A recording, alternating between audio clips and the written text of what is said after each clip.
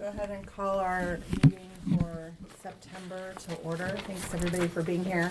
Just a reminder that the meetings are recorded, so if you do speak, please speak clearly and state your name and street that you're on.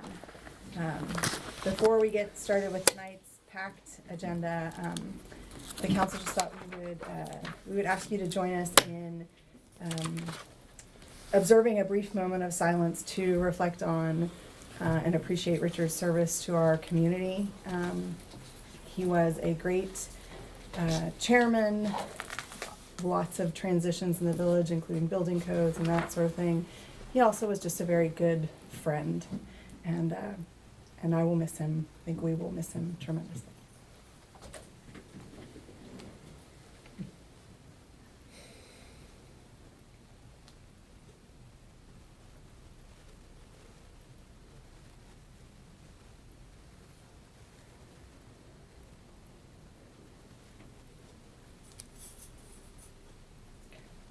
Thank you very much. With that, I would like to make a suggestion that the village as a whole remember Richard with some kind of a memorial. We can come up with a tree, a bench, a plaque, a tree, a bench, and a plaque, or anything else that people might have in mind. It's pretty conventional, my thoughts. So I would like to throw it open to the village to come up with some kind of a suggestion for the council to contribute as well. Okay. So on that note, we can open it for residents' comments. So if you have something on I support what Arthur said. So that or anything else you want to. Paula Goldberg. Paula Goldberg, Bradley Lane.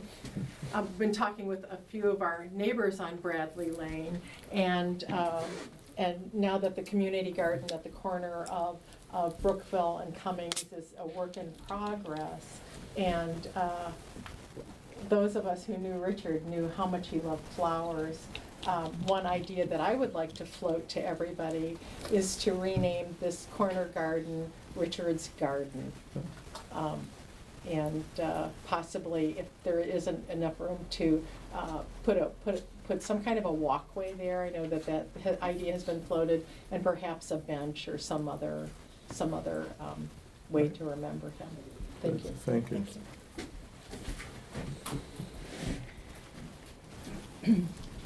Welcome. We're just doing resident comments right now. Anybody else have any comments? I have a comment. Yes. Along the lines, John Nunez, Cummings Lane, along the lines it just came to me of this, because this is in the corner of my property on Cummings. Mm-hmm. I'd be willing to donate a bench or a plaque or something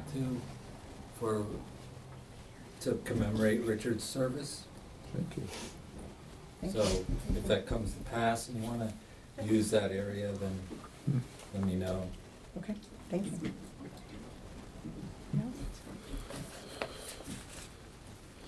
Okay, seeing no additional resident comments, we'll go ahead and do the update from Nick and Mike.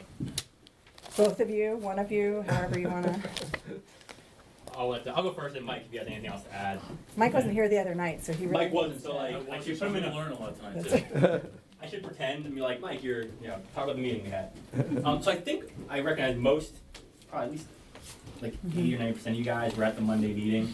So I'll kind of rehash what we talked about, but we talked about the updates on the pharmacy robbery, the pharmacy burglary, and then the kind of the tangential burglaries that happened shortly thereafter at the deli and the market.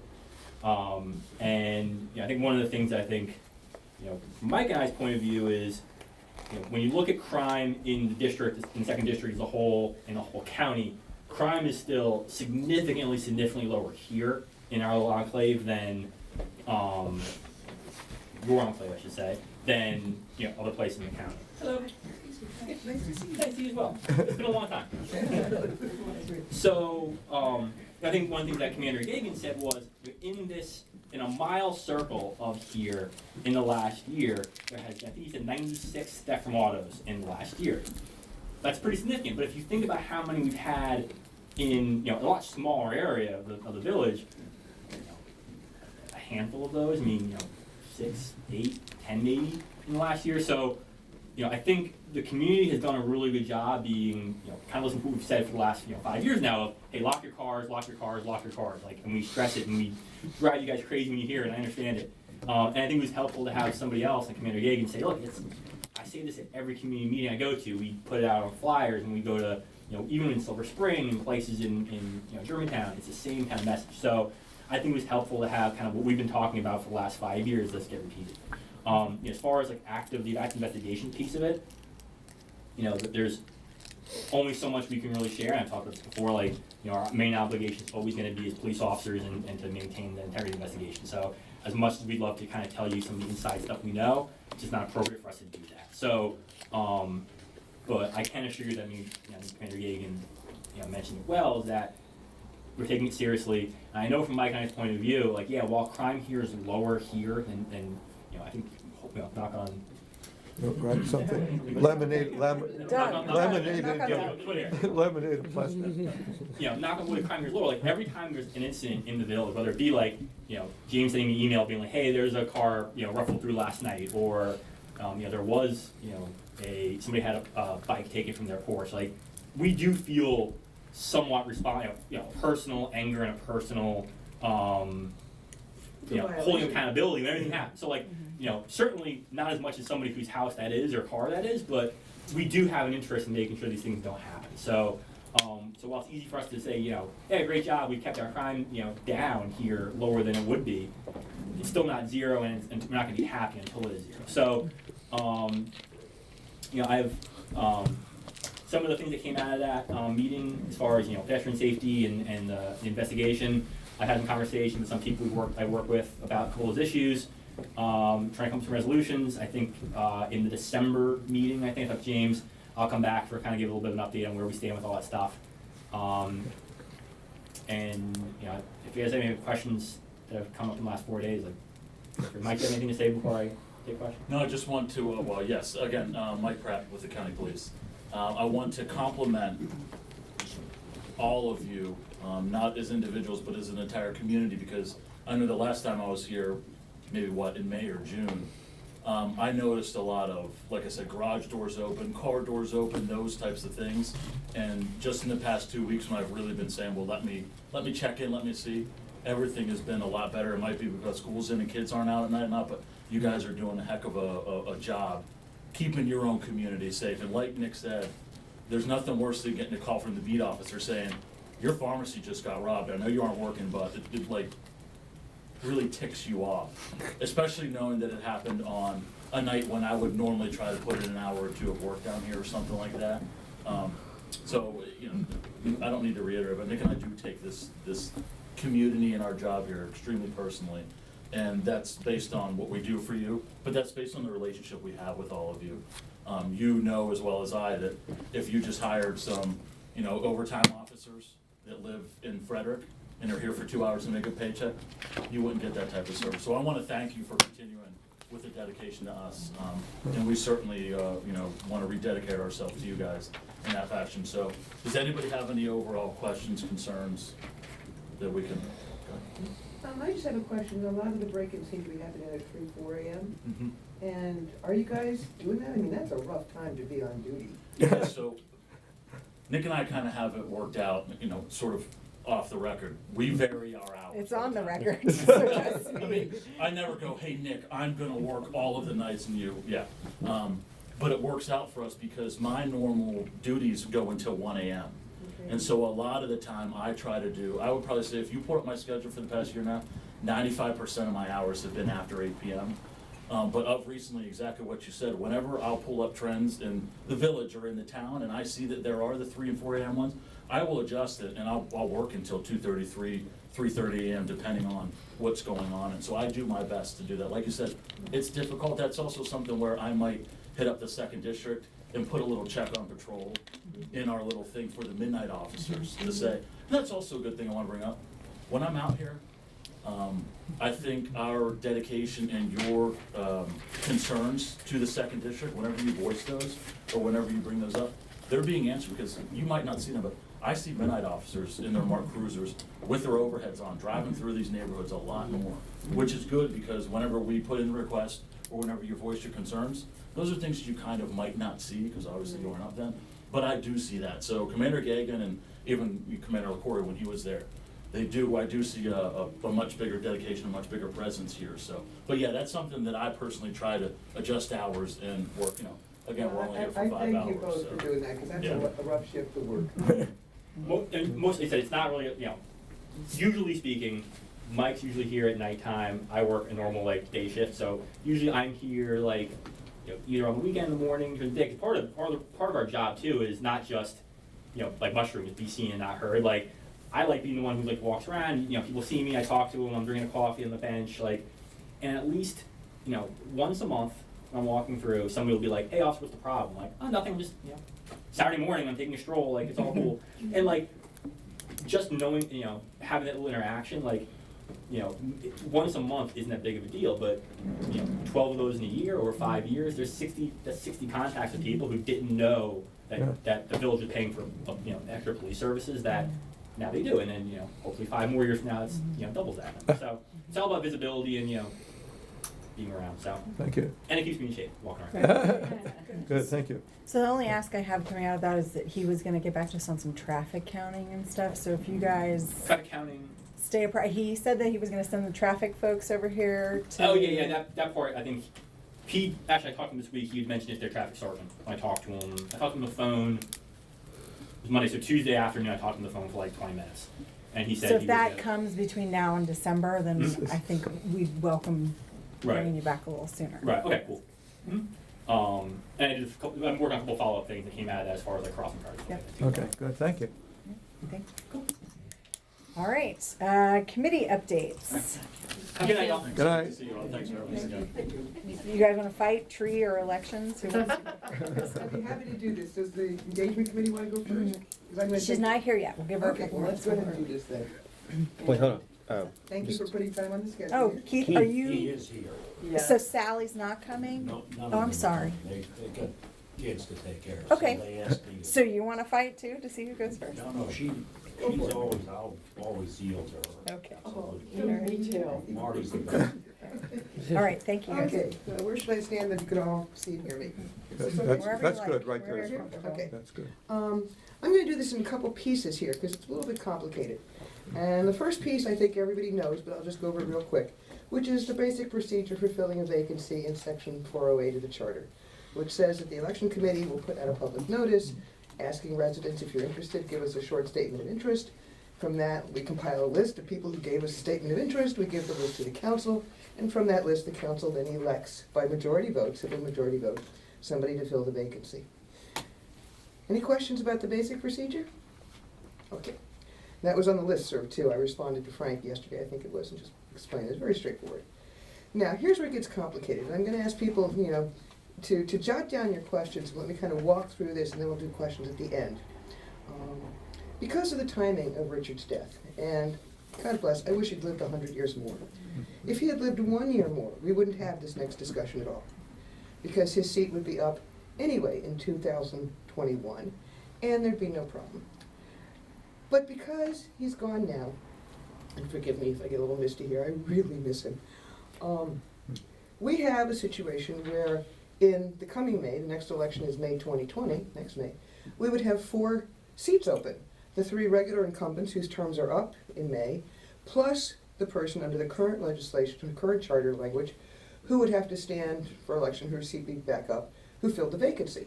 Because what section 408 says right now is that the person who is elected by the council only serves till the next regular election. So we'd have 4 seats up in May. Now, I want to walk through the logistics of that, and this is where I'm going to ask you to jot down your questions and let me kind of finish this section here. Because it's problematic in a couple ways. On the simplest level, it's just volume. If we have 4 candidates running, and or 4 seats open, we may have 20 candidates running, we will have to count. If we have 260 plus people voting like we did this year, we'll have to count more than 1,000 votes. And that's a lot of volume to manually hand count on an overnight hand count. But we have really smart, competent people on the committee. I just think their diligence is superb. I gotta praise them. And we could handle the volume, we could count more than 1,000 votes. All right, we have a very meticulous system for vote counting, we have smart, capable people, we could do that. The issue is that having four seats up in this coming May puts us permanently on an imbalance. It sets up, instead of the 3-2 electoral split, which has been in the charter since day one, it's kind of bedrock for our electoral process. It puts us on a 4-1 split. There are many good reasons to keep a 3-2 split. Besides the fact that it's bedrock in the charter, it's just good democratic practice to have half the council up. It keeps you all responsible and responsive to the community to have half the And let council. me do one thing, it could happen in the future, another vacancy, we'd have a 5-0 split. It could happen that way. Don't two of you croak at once, Right, please. yeah, or Please. resign, or whatever. Or anything like that, please. Yeah. You know, we're all getting gray hair as it is with this one. All right, so we have this 4-1 split. And it would become perpetuated. It would be a structural imbalance. It would be continued because under section 602 of the charter, it says that everybody gets a 2-year term. So we'd have 4 people with 2-year terms and 1 person 2-year terms. It would be very imbalanced. So Tiffany and the election committee and I explored several different ways to address this problem. And we agreed, there's 100% consensus on the election committee, and I think Tiffany and council pretty much saw it the same way we did, which was that the simplest way to do this is to do what many of the other towns and villages do, which is, instead of saying that the person who fills the vacancy just serves till next May, say that they serve the unexpired term. You know, that's a simple 4-word amendment to section 408. And that's what the committee is recommending, and I gave the village and Ron the language to do that. It's very simple. Instead of saying serves till the next regular election, you say serves the unexpired term. Frank Corral, I'm sure many of you saw on the listserv, came up with a different approach. And I respect Frank. I've told him many times that I appreciate his experience. I do think that his tone is a little bit less than civil toward us, but that's another issue.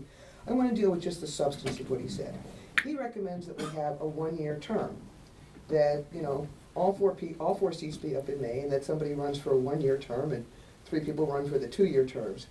And I just want to walk you through that. I mean, again, it's not just the volume of handling more than 1,000 votes. It's the mechanics of this. For one thing, we'd have to amend section 602, which says 2-year terms. We'd have to say, except for, you know, certain circumstances, and there's no need to do that. We don't have to complicate 602. It's much cleaner if we just amend section 408. There's a better, simpler way to handle it through 408. But to get down to the nitty-gritty, there is nothing in our current regs that would permit someone to have a 1-year term. Nothing. Not in the ordinance, the election regs that we, sort of our working manual, not in the charter.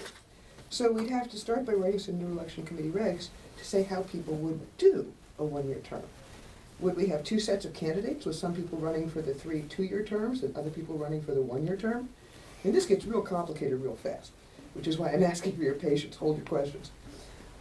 Would we require each candidate to identify which term they're running for? So we'd have a group of 2-year candidates and 1-year. How would we require the candidates to do that? I mean, we don't have any enforcement power. And if we said to somebody, oh, you're disqualified, we won't put you on the ballot because you didn't say whether you were running for a 2-year term or 1-year term.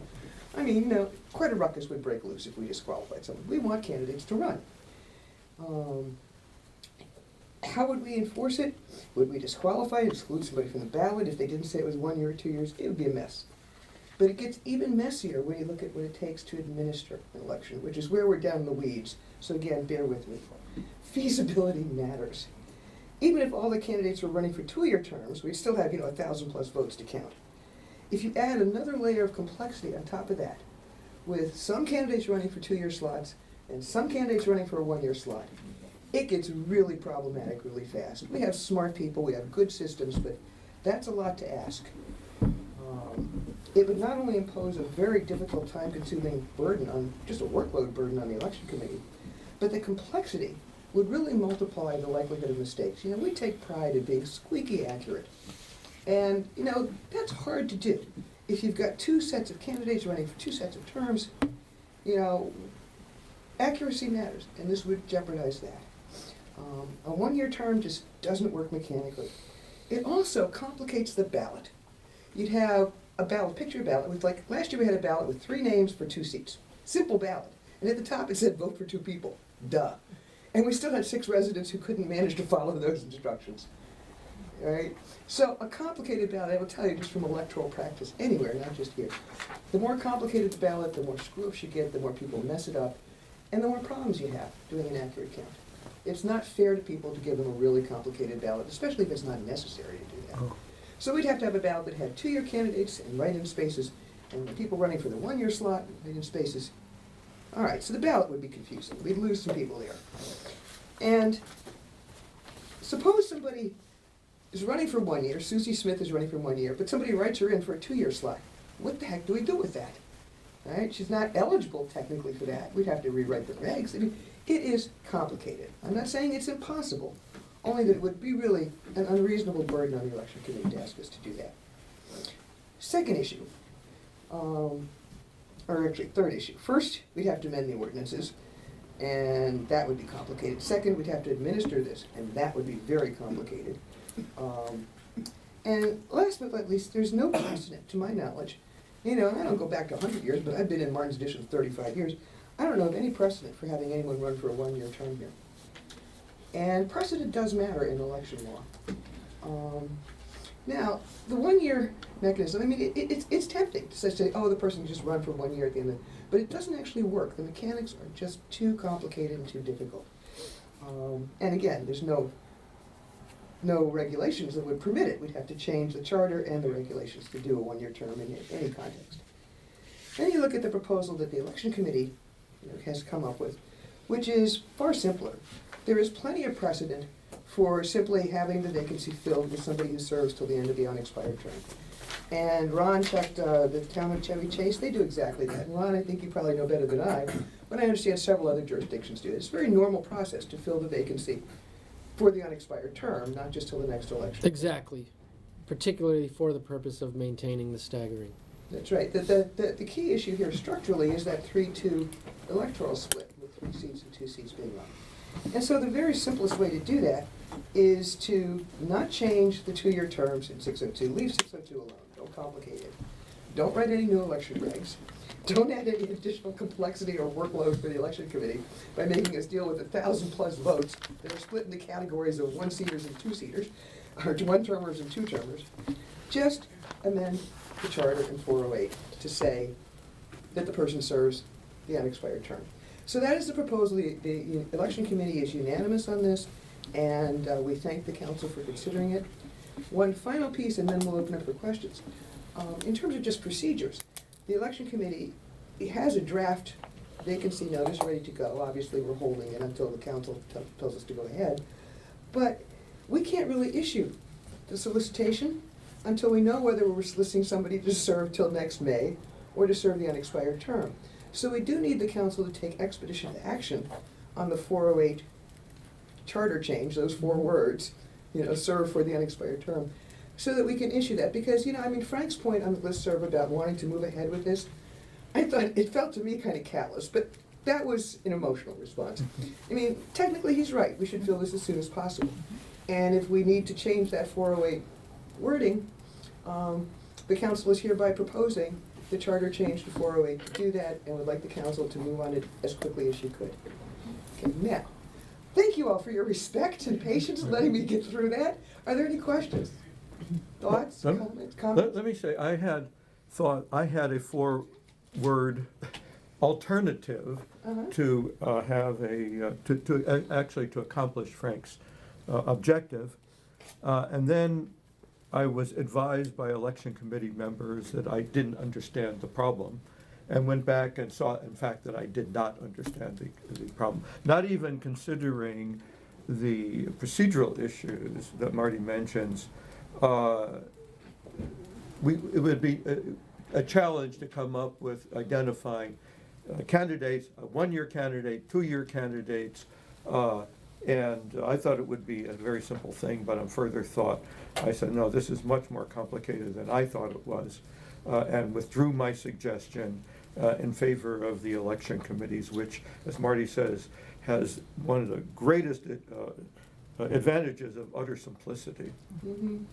And we do have smart people. We really try. You know, I'm really proud of them. They really, you know, all sort of tackled this. And before we even came to the council, you know, the election committee kind of worked through many possibilities here, and that was clearly the simplest and cleanest way to go.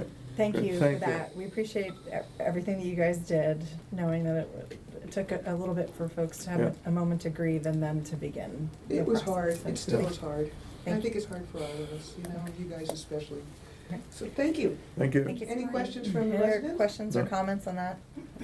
Just out of curiosity, this has never come up before.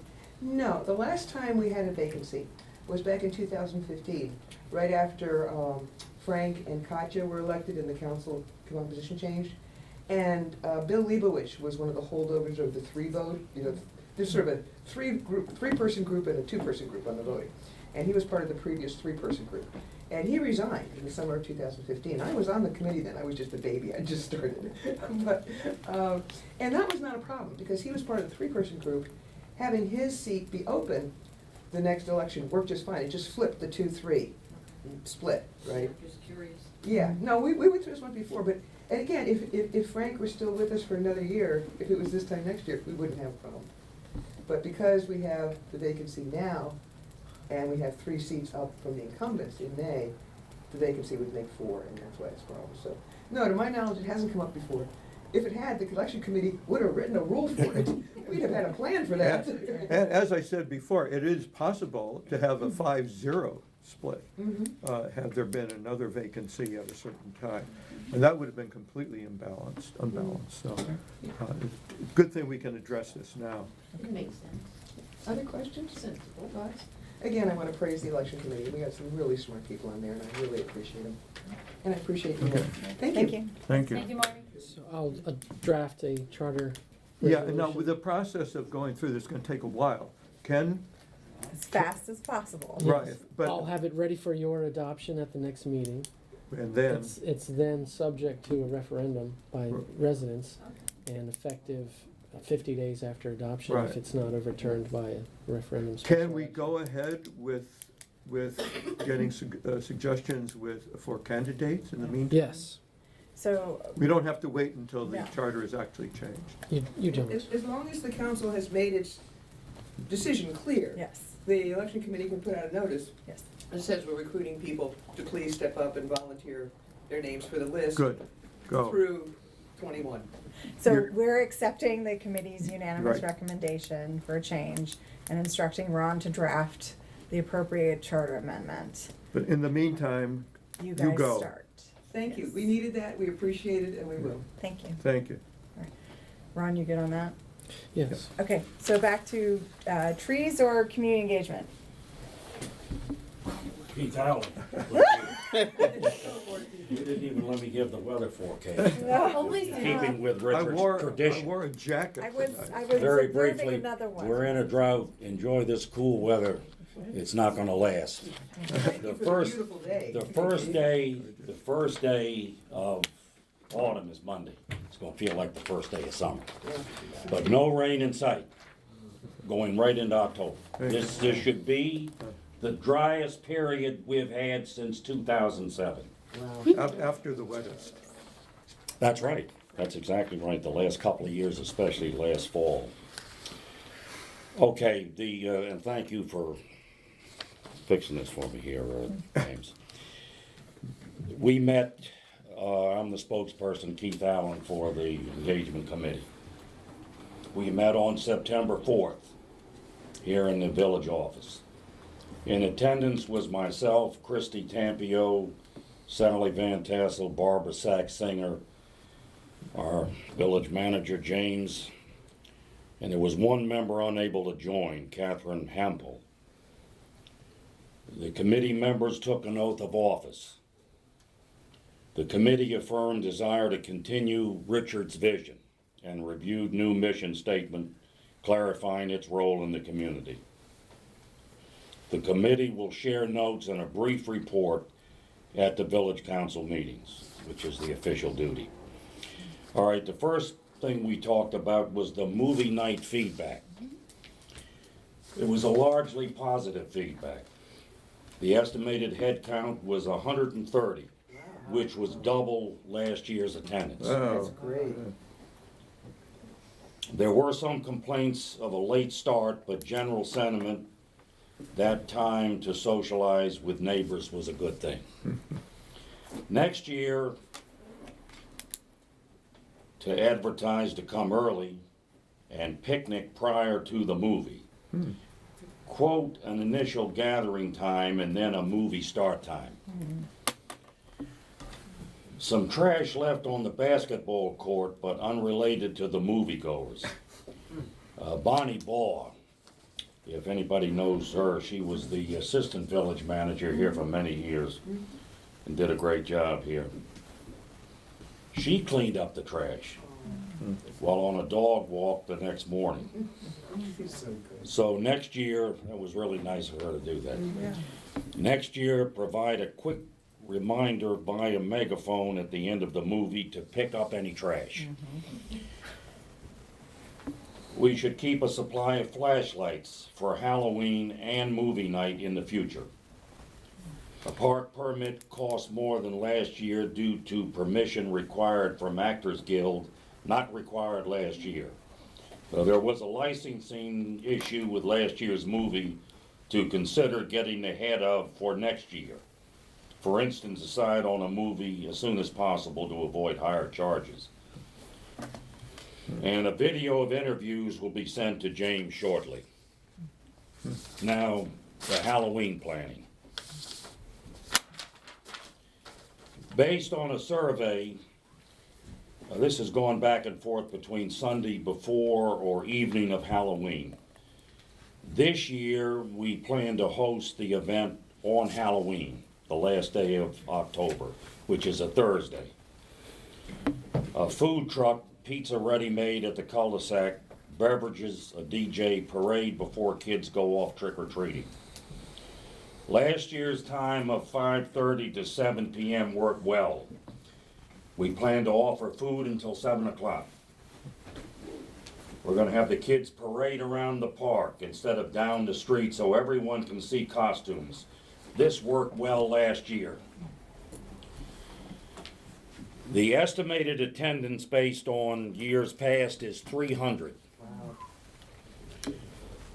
Cleanup involves recycled bins and extra trash bins and bags. Plastic, aluminum, non-glass containers only.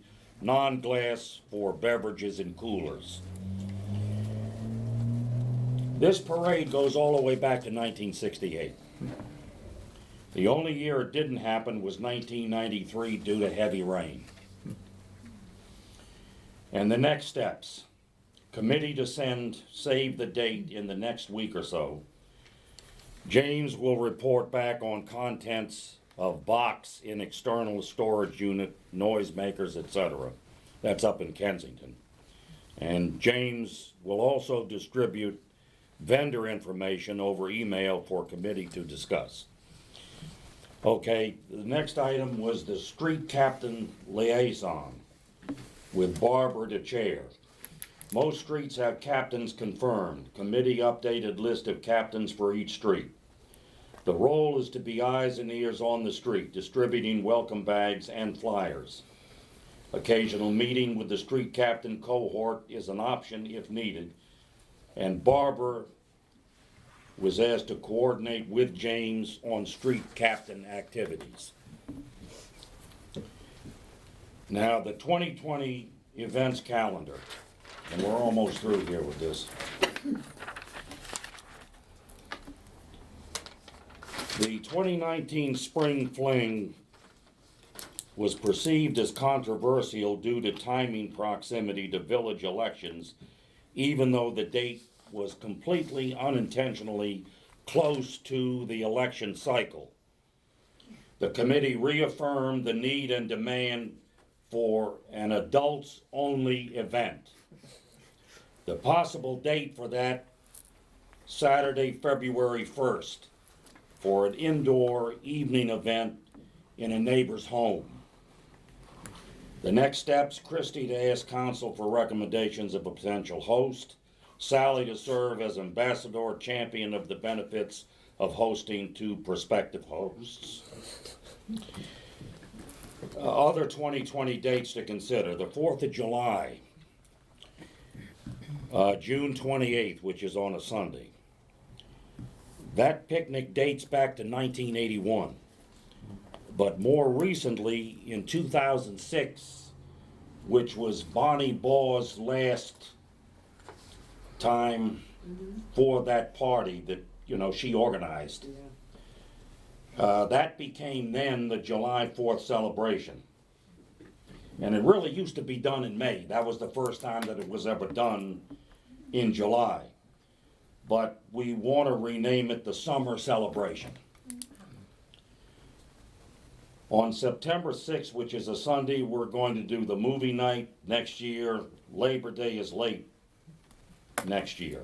Not certain whether Montgomery County will start school before Labor Day. Consider upgrading the event with more refreshments, for instance, kettle corn. October 31st, Halloween 2020 is on a Saturday. Add cookie exchange to an existing event, the Summer Celebration. And then last but not least, the next committee meeting will be Monday, December 9th at 7:30 p.m. at somebody's home. Probably my home. Wouldn't that be nice? And I think one of the reasons is because Frank Correll, he thinks that there are all people besides himself, make it very difficult to get up the stairs here. So we will acquiesce to that and to him. And quarterly cadence is agreed. Thank you for your attention. Thank you. Two things. First, I want to thank you on behalf of the election committee for moving the spring fling away from the election. You know, just being sensitive to our concern about that. Because appearances matter. And we appreciate your responsiveness there. And second, can we have the election committee meeting at your house too? Because you. You're welcome to do that. Always a pleasure. Thank you, Keith. All right, that's fine. All right, Paula. Hi, Paula, our tree supervisor. I'm so pleased to follow the weather report and Keith's prediction of, or validating that we are certainly in a drought right now, which is presenting its own challenges. I was going to say, knock on wood, things have been pretty settled in terms of right-of-way trees in the village. A couple of right-of-way trees were moved within the past few weeks that were planted by utilities, or mostly WSSC, on Chestnut Street, and a tree was actually moved according to the residents' wishes, and the new tree was planted at no cost to the village. And it was a kindness of WSSC, who had originally planted one tree. There's another resident on Chestnut who said, "Hey, I saw your tree moved. Hey, maybe I can get my tree moved too." And it was a tree that was planted by Pepco. So we're considering that, and of course now planting anything right now is just a very bad idea because it's so hot and it's so very, very dry. So this actually segues into everyone's recommendation who's taking care of trees to please remind residents to water if possible. Everything just needs it so desperately. And speaking of these challenges, Paul and I have been going through the neighborhood at least once a week, if not more, just to keep an eye on especially newer plantings. And although there is probably nothing that can be done, and I have to say, as I drive north on Connecticut Avenue and see that right-of-way trees along our little section of Connecticut in the District of Columbia, there are at least 1 to 3 dead trees per block or per stretch, which makes me very nervous when thinking about what our tree situation is going to look like. Thankfully, and I talked with Paul last night, thankfully our trees look pretty darn good. But that said, they could use all the help they can get. Paul and I, as I said, do talk to each other frequently. We're always looking at the trees in the right-of-way, but we will schedule our formal tree rounds in the next few weeks as we look for trees that have not survived the drought, and as we look for places in the right-of-way where a tree might do very well. Thank you. Good, thank you. Thanks, Paul. Okay, we do not have anybody from ethics here, so I think that wraps up for committees. Action on meeting minutes from August 15th, 2019. So can I get a motion to, I will move to approve the meeting, minutes from the last meeting. all second? All in favor? Aye. Aye. Okay, anybody opposed? All right, motion carries. Next is the building administrative report. Doug. Two things to go over. On 3520 Bradley, they've applied for and received a variance for a handicap ramp on the right side of the house. The construction on that has begun, so that should be wrapped up soon. On 7204 Chestnut, I've asked twice for a wall check because the new construction requires a variance, and we want to make sure that it complies. The first time they told me they weren't ready. This week they told me that they have scheduled it, so I should be receiving that soon. On 7210, their building permit expires October 11th, and I've sent them 2 emails explaining the process, and I have not heard back, so we'll keep on the homeowners for that. Is that active, an active site, or are they? Yes. Oh, it is active. Okay. 7210, it's a new house Okay. next to the owner of both lots. So they're local. It's a really pretty house that they're building. Yes.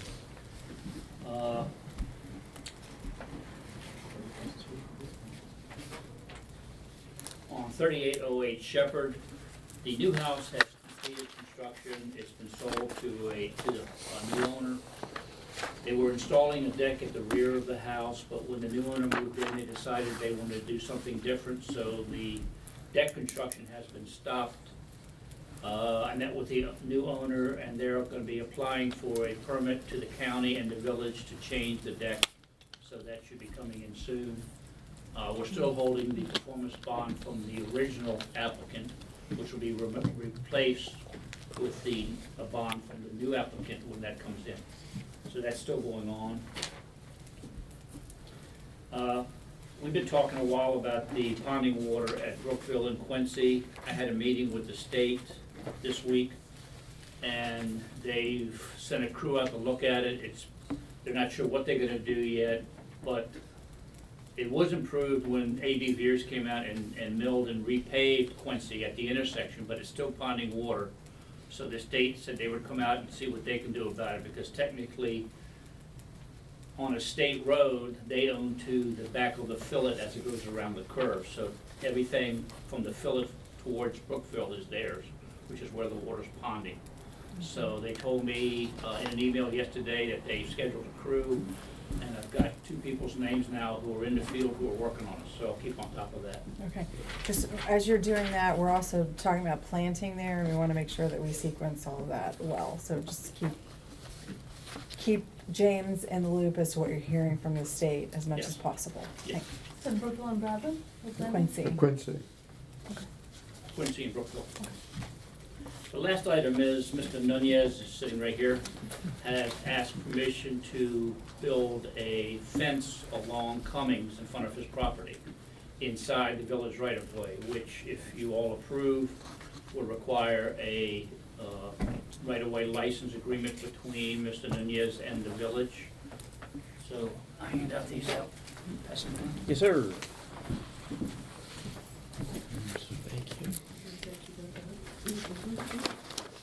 First photograph shows the front of the property from the east side of Cummings. The second one is an example of the type of fence he would like to build in front of the property. Yes, ma'am. And the third one shows that it's a 68-foot long white picket fence inside the village right-of-way. It would be approximately 42 inches behind the curb. The village right-of-way along Cummings there is approximately 15 feet behind the curb. So it would be inside the village right-of-way. And Mr. Nunez is here if you have any questions, or if you'd like to make a comment. I'd like to talk about the main reason I'd like to do that is to give it some more charm along the, and keep it in pretty much the same way that it's across the street and up next door neighbor. Everybody has the nice picket, not everybody, but a lot of white picket fences. The one that's to the right of my property is set back a little bit, but the ones on the other side of the street are right on the sidewalk, and I believe they're right on the property line or of their property, not the village's. So I think that this particular, and this is a little bit better picture of what I propose, this white picket fence. I'm also going to be putting, where the garden is, I'm gonna be putting the same picket fence, replacing that picket fence that's behind the garden with the same style.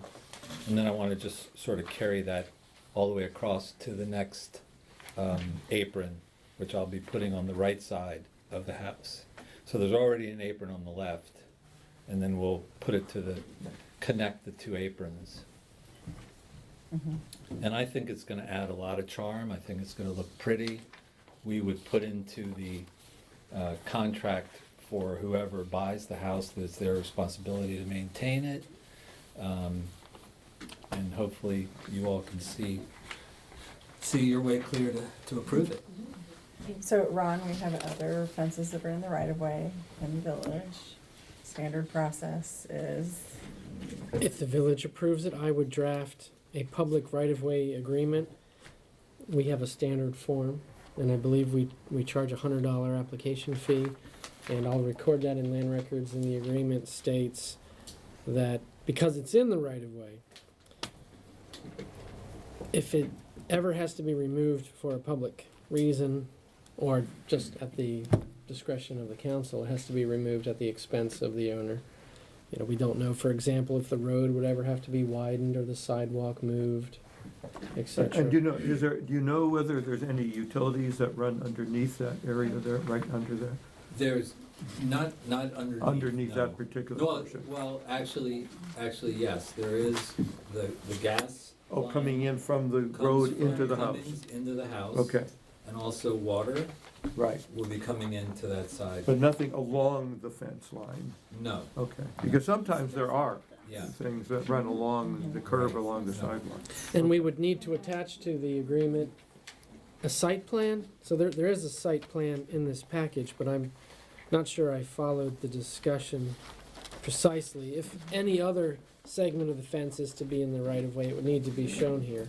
No. So this segment, the segment you discussed along These are Brookville. on my property, so these will be all replaced. We're gonna replace the fence all the way around in the property. Okay. So, Along Brookville, in the back of 3521, all that will be brand new.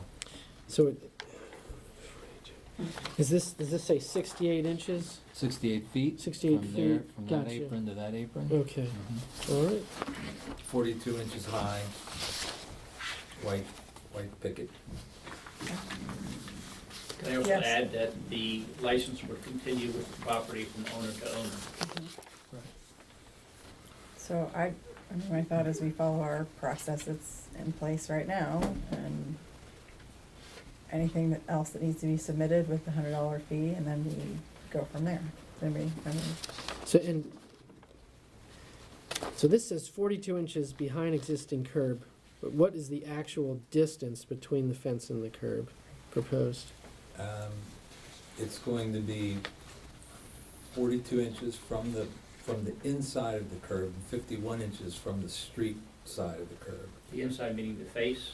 The face would be 51 inches, Okay. and the curb, from the curb going back towards the house, would be 41 inches. Be just inside I mean, I could put it closer to the curb, but I was figuring just to set it back, give a little bit of green space between the curb and and the fence. Yeah, especially for snow removal. Right. Where's that? So again, I think, yeah, I would want to see the full application. I don't know if any other council member wants to weigh in. Yeah, I found it confusing to try to visualize it. Because portions of it are marked and portions of it are not marked. No, I think this is the And I whole get that a thing. part of it is on the property. The part that's on Brookville is on your property, correct? That's what you're proposing, but the part that's on, No, this is the property, my property line goes like this, and this is the property line, the outline there is The curve. the curb. So all of this is, this area here, which is about 15 feet from the curb to my property line, that's all Martin's Additions right away. right. So I'm saying from that curb in about 41 inches to put a white picket fence. But there was a part of it you said would be on your property. This, this part here, which already has a little fence Yes, inside, right outside the garden, Yeah, right, right. right. or inside the garden, has a little picket fence already there. I'm gonna remove that and put a brand new white picket fence, same, or maybe even, I might paint it a green color, cause I wanna see this thing replaced too. I haven't decided that yet. But this will all be brand new fence all the way around. Okay. Yeah. Along the side, on the old fence, which is bordering the garden, there's like a tree stump, and the fence Yeah, is that's cut coming around. out. Okay. Yeah, we're Okay. taking that out. Good. That'll all be gone. Good. It'll be clean and fresh. So what is the procedure now, So you can vote on it now. You right can now? treat this as an application and authorize me to draft the agreement and record it upon payment of the application fee. I've Tiffany paid will it. have to sign it. I Okay, paid the application. all right. So do we have an application pending? Yeah, we do. No? Okay, so now you're asking, we're not voting on a to be sent application. Right. We're voting on a document that we have right now. So Doug, is your understanding of the placement of what Mr. Nunez has just said? You have, everything would fit where he's presented to us? Yes, my only question was, is 42 inches acceptable from the back curb to the fence? You wanted less or more? That's There's no sidewalk there. Right. No. Right. Oh, But- oh, this is just an example. of the- That's an example, Yeah. that's Yes. just the house. No. Oh, okay. No, that's the house there. Ron was very confused. So the fence would go right in front of that pole, right there. Yes, If you want a recommendation, I would recommend 42 inches is fine, but it's up again. Yeah. And if you ever install a sidewalk there, it would have to be removed. Yeah. Well, I can tell you, everybody that walks, because I've been there for almost a year now, everybody that walks up the sidewalk crosses the street and goes up the other side. Right. No one ever comes Right. up. because there's nothing else. to There's go nothing to. else. I mean, Yeah. you'd have to stop at the last, By the if there community was- garden. yeah, you'd have to Right. stop at the Medial last action.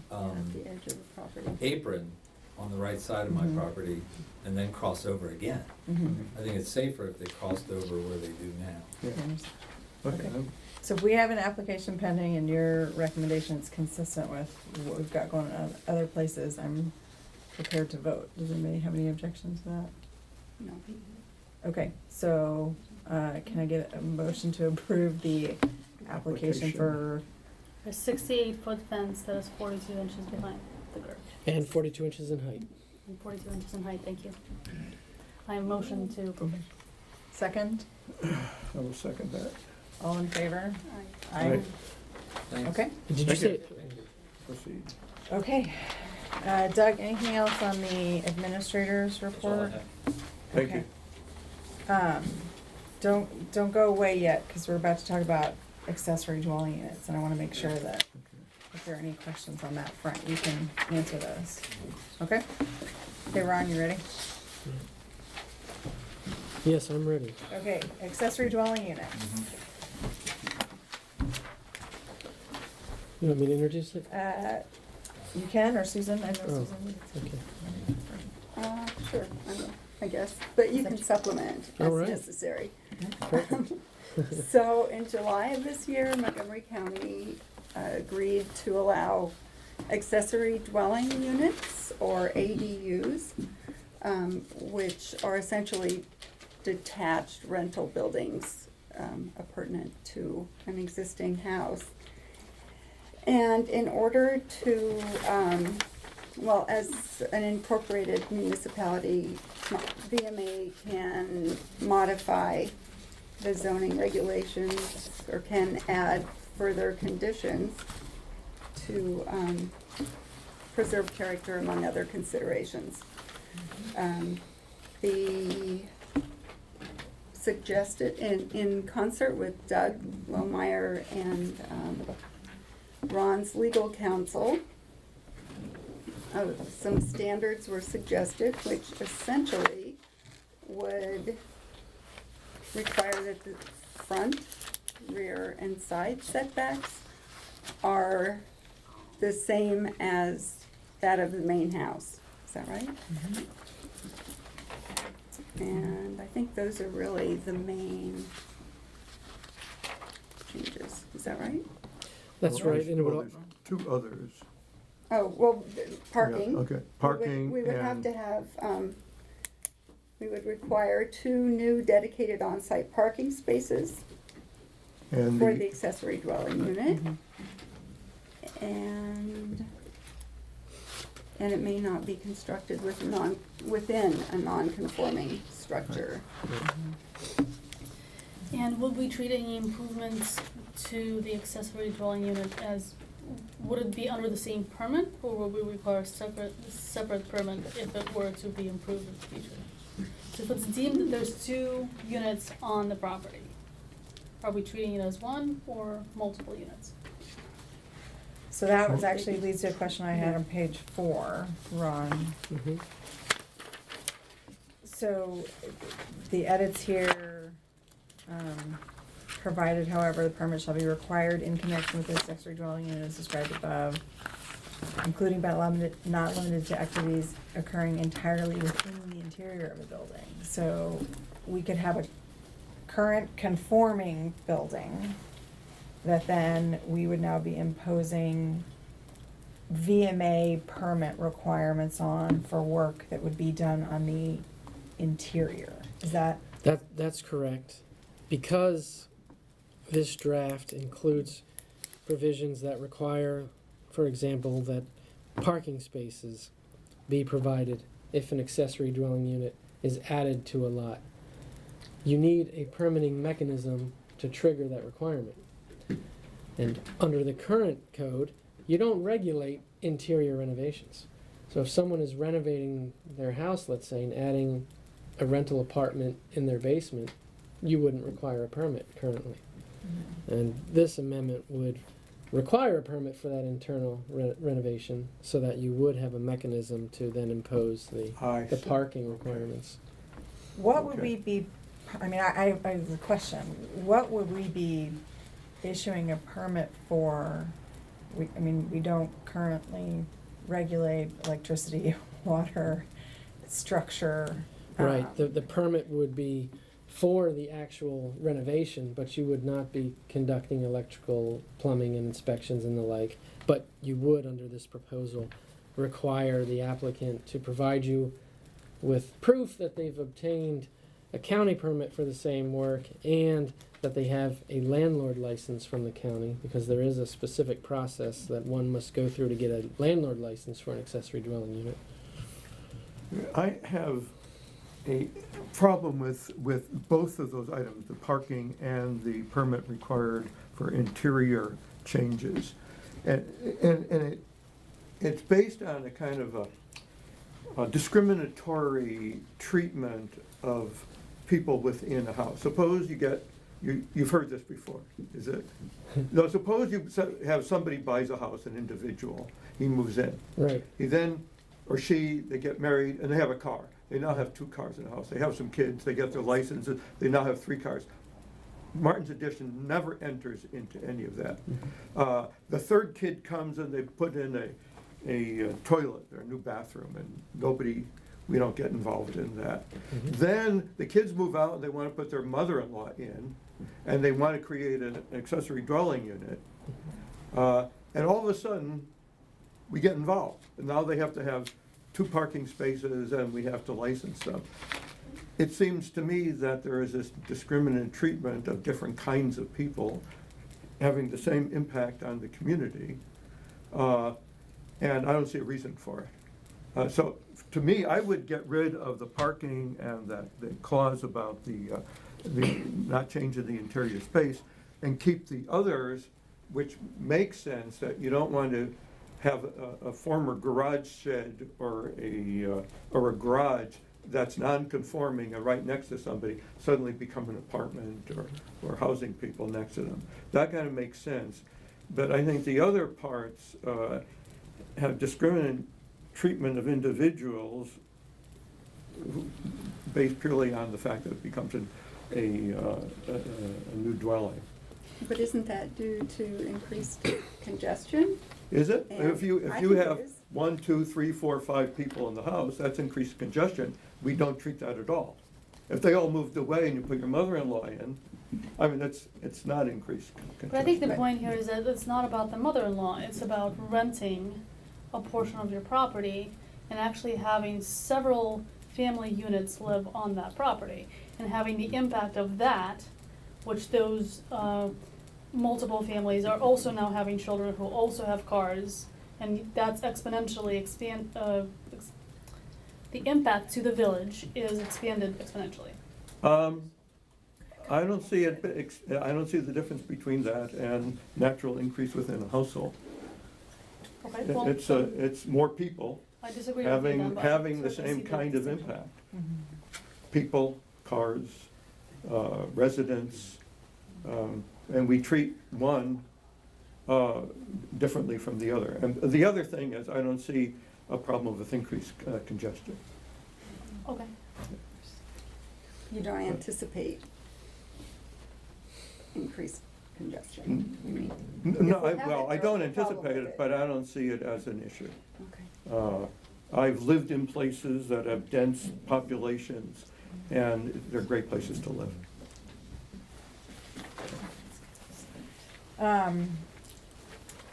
My biggest question is the issuing a permit for not, but not issuing a permit because we're not actually regulating the work to be done in the interior. The parking, I can understand both sides of that. I don't know why we would issue it's like when we used to issue building permits for fences, but we weren't actually making sure that they were on people's properties when we were issuing permits for them. I'm concerned if we start issuing permits for work being done inside the house, that we're not actually regulating the work inside the house. I don't want the village to be liable for that in any way. But yeah, let me say that I'm not making any policy recommendations. This draft was just aimed at giving you some thoughts to get the discussion started. It, of course, can be rewritten to reflect what your desires are. Sure. The permit requirement would be needed if you wanted to regulate not only the renovation of a house, but also the renovation of a detached structure. Because if, for example, there's a detached garage, Yes. conforming or non-conforming, that's converted internally into an ADU. You know, there may be a garage out there that has an attic that could be converted into an apartment. Well, And you can't do and that based on page 6, right? Page 6 says you can't add an ADU to a non-conforming Non-conforming. structure. Right. Because under the county's ZTA, So a non-conforming. non-conforming structure can be converted into an ADU without regard to setbacks. But in Martin's additions, if we adopted as drafted on page 6, it's a non-conforming structure this says a non-conforming structure cannot be turned into an ADU. Correct. Right. But Okay. if you want to regulate the renovation of a conforming garage, you would need a permit requirement to impose parking restrictions. Okay. Ron, And then the other restrictions that you want if, to impose. under original construction, if Mr. Nunez I do. But if we Right. wanted to regulate ADUs, we would still need to have something in place. Well, if Mr. Nunez originally had his garage approved and wanted to put a apartment above that, an original construction, would that fall under this, or would that simply be a choice of design of a garage with an apartment above it? Would it be an accessory dwelling unit or not? Well, yeah, it's a tricky question. Under the current, I don't want to put you on the spot That's here. fine, that's fine. I mean, under current county law, the framework is really odd. You are currently, and under the proposed ZTA that will be effective December 31st, 2019, you are not allowed to have a guest house. You cannot have on your lot a second house.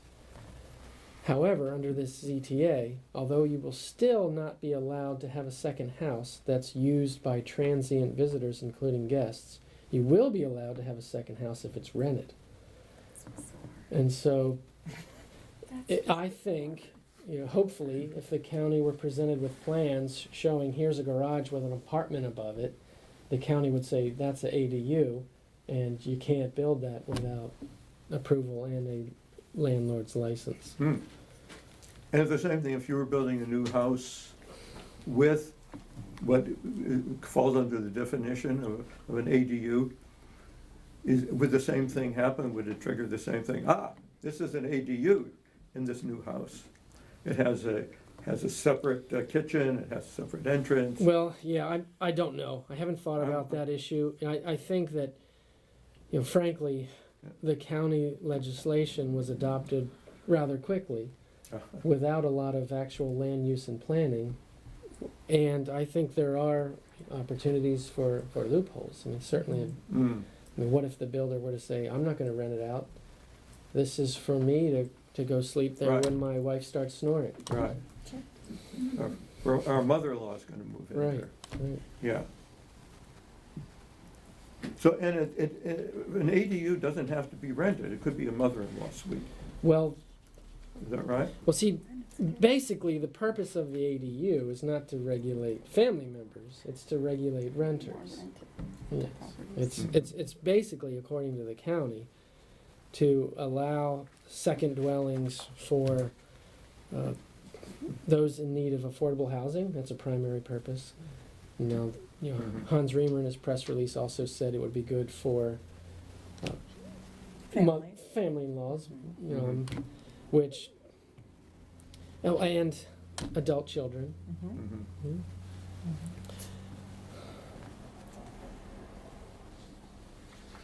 Is there a way to get at the concern I raise on page 4, so that we can trigger the permit needing to be issued without saying that we are regulating construction inside a property when we actually don't regulate the construction inside the property?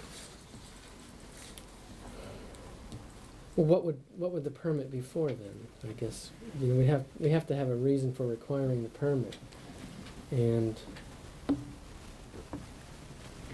let me give you some legal advice in closed session. Okay. Okay. So we've discussed this. I would like to get his legal advice before we introduce it. Is that acceptable to everybody else? Okay. And we're already scheduled to have a potential closed session this evening, so that can be added to the motion to enter closed session. Here all night. Yes. Okay. All right, thank you, Ron. Okay, now we're talking about discussion, possible ordinance resolution number 2, adopt reasonable accommodation processing procedures.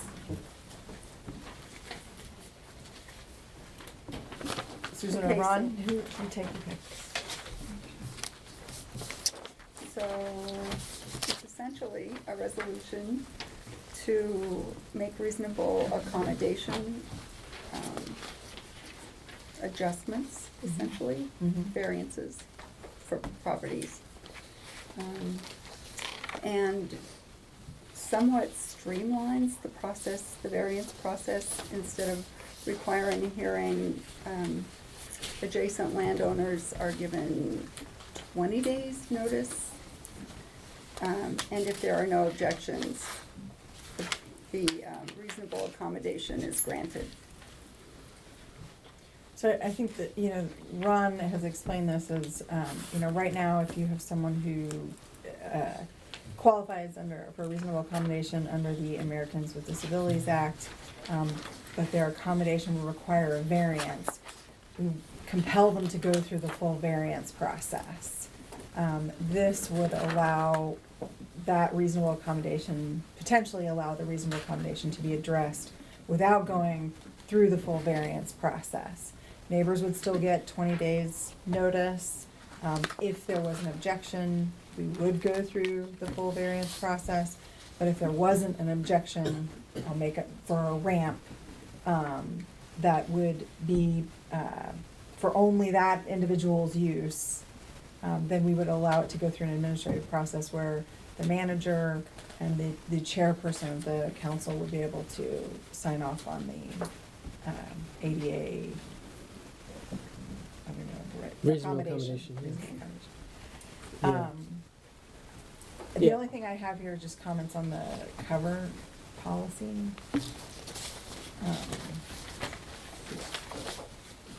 Under number 4, why are we, if a reasonable accommodation is granted, it will not run with the land? Why would we not make that a definitive statement? So if the house is sold, right? If the house is sold, then the accommodation would need to be taken down. Right. Right. Do you have? I'm sorry, where are you, page number 4? What are you Where's talking that? about? Where?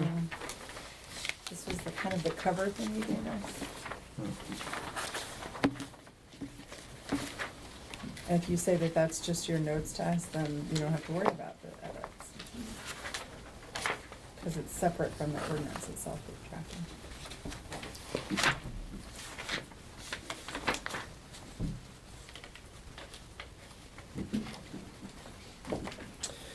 So, yeah, that change could certainly be made, although I could imagine there might be instances where you wouldn't require removal of the reasonable accommodation because it would be impractical. For example, without an elevator. And it would be substantially expensive to remove the elevator. You may allow that to remain in perpetuity. If we granted a variance for an elevator. You know, or some other construction that would be very expensive to remove. 9 times out of 10, it may just be a wooden ramp to allow wheelchair access. That's easily removed if it's no longer necessary. Okay. But In general, it will not. How's that, rather than it may not? sure, yeah. I mean, that presumption, from my understanding from everybody else, is that we don't anticipate that the accommodations will automatically convey. Mm-hmm. So just making sure that that's very clear. And then Ron, there was Mhm. also Yep, good. number 15 on that cover page, and we had talked, you changed it in the ordinance to 20. So it's Yes, consistent that notice should be for 20, yep, you're right. neighbors. All right. Does anybody else have any questions on their reasonable accommodation? Very reasonable. All right, so can we introduce this tonight? Yes. Yes. Okay, so does somebody wanna make a motion to introduce ordinance number 9-19-3? I make a motion to introduce ordinance number 9-19-3. Any second? Okay, all in favor? Aye. Aye. Opposed? No one? Okay, Okay, moving along. breakneck pace. With the EMC. The regulation now. Oh, Yeah. I'll be right back, you start. Remember we had this conversation? Ron, so do we also need to do the resolution separately? yes. Okay, so can I get a motion to introduce resolution 9-19-4? Also regarding reasonable accommodation processing. I move that we introduce 9-ish? Yeah, and I will second that. But what's the difference between the resolution and the ordinance here? So the ordinance will amend the code Yeah, to amend the variance provisions. yeah, And the amendment will say that the reasonable accommodation application can be processed according to rules and regulations adopted by the council. So then the resolution adopts those regulations. okay. All right. So Susan moved, Arthur seconded, all in favor of adopting. She's in the back. She can shout when she gets up. Is that an aye? Okay. We're gonna pause, momentary recess, everyone. Time to stretch. It's the third resolution stretch. Is that- Turn the reporters? Yeah. Move it up. No. It's up.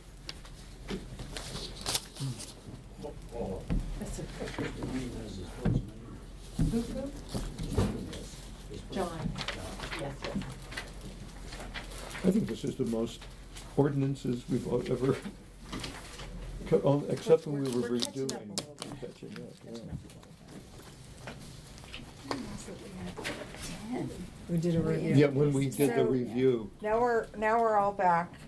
Katja, Susan has moved to, or did I get that right? Susan's moved to adopt the resolution that accommodates that accompanies the ordinance change. The resolution is 9-19-4. Arthur has seconded that. We can now vote. All in Aye. favor? Aye. Aye. Opposed? Okay. All right, and then the last of the discussion and possible introduction of ordinances. This is an ordinance to amend the code of ordinances to address private trees that fall into the public right of way. Arthur, you Shall I? want this? Yeah, please. Every once in a while, at least once, a private tree or parts of a private tree have fallen onto the roadway and the sidewalks of the public right of way. And our tree people have been on the scene immediately to clear debris and move it off. The question is, who pays for all that? It's a private tree, but it affects the public property, and the village acts expeditiously to keep things moving and keep things clear, to move it out. At sometimes there is a whole tree and you just cut off the tree at the private property line and let the private owner take care of the rest. Does the village take care of everything and bill them? And we actually don't have a procedure or an ordinance to cover that sort of thing, and this is what the current ordinance does. It allocates the costs. Right, I know that this is a really complicated part of law. In one law course is treated this a lot, public and private, trees falling on things. So why don't you fill this in? Sure. Maryland follows what's known as the Massachusetts rule, which basically states I think it goes back because to trees- common law, 1600s. Go ahead. because trees are natural things, Yeah. the courts don't want to impose liability on tree owners for damages caused by trees. So generally speaking, if a tree falls, the owner of the land where the tree falls is responsible for removal of the tree and for taking care of whatever damages are caused to that owner, usually with homeowner's insurance policy. If a tree falls in the right-of-way, it is therefore the village's responsibility to remove the tree that's in the right-of-way. Where it might get complicated is if the tree is located in both the right-of-way and the lot owner's front yard. So this ordinance says, in that instance, the village will make an effort to get in touch with the property owner and hopefully work out a cost sharing so that the whole tree is removed at once. And if that proves impossible, then the village is just gonna remove that portion that's in the street. But So, per usual, the non-lawyer has a question. In section F, this is about if we have identified a problem with a tree on private property and the tree supervisor issues a notice, and the resident does not perform work within the specified time, the village may perform work directed in the notice and will bill reasonable costs to said owner. And then the village may recover costs and expenses, including but not limited to, by using a lien. H seems to me to be related to that. So why would we not simplify to say, you know, in the event a tree or a shrub or branch from a tree or shrub on private property falls into public right-of-way, the village may remove the fallen vegetation that obstructs the right-of-way to preserve health and safety. And then just revert back to language similar to F, saying, you know, this is your responsibility to do this, you didn't do it. Like, sorry. Yeah, no problem. And I'm standing because my back's sorry. I don't believe it would be appropriate for the village to charge a lot owner for removal of the tree that's in the street. I agree Because with it's- that part. Well, that's what H does. H handles is Right. that. Whereas the F part is, if So F is like a, oh, sorry, Alfred. No, I'm sorry, as I interpret it, F is like a branch is overhanging and it looks like it's gonna break, and you tell the owner, could you please remove that? And they say, no, well, we can do it. Correct, yeah. So it's a different circumstance. And often referred to as a clean and lien. So if the government recognizes that there's a hazardous condition on private property, the government will notify that person. If the person doesn't take care of it, in the interest of public safety, the government will, and then will bill the owner for that cost. For example, Montgomery County has a regulation governing grass height. If your grass grows taller than 12 inches and you don't cut it, you'll get a notice. If you still don't cut it, the county will cut it and bill you for it, and add it as a lien on your real property tax bill. What So lien this- on the You're what does saying that the mean? same- Does that mean we can just add to the property tax that bill? The cost of pruning the limb that's hanging Okay. over the sidewalk. So the same general rule, though, cannot be applied for a tree that falls from private property That's into it. the public right-of-way. Well, see, there's an exception under the Massachusetts rule from the Melnick case, which says, again, generally, the owner is not responsible, the lot owner is not responsible for the tree that falls in the right-of-way. However, if the owner's on notice that the tree is dangerous and does nothing, then the owner is responsible. And so if, in this situation, in F, the tree supervisor finds that the tree is dangerous and asks the owner to remove it, and the owner doesn't, then the village can remove it and impose that cost on the owner. It's very, very unlikely to occur. Yes. You know, frankly, it is. Martin's Additions owners are responsible, and Yes. if getting but I- that letter, they're gonna. Our Yeah, do the tree right thing. supervisor's here, so I would also wanna make sure that she was aware of this as a proposed addition to her responsibilities, that the owners of property which located any tree or shrub near the public right-of-way shall periodically inspect the health of such vegetation, and then if there's a problem, we may be, are we adding any? or- No, we're not adding any new duties to the tree supervisor. Okay. This just, the new language in H says property owners should Okay. periodically review their trees and make sure they're safe, Okay. which owners have the responsibility to To do do anyway. Okay, great. Anybody else have any questions?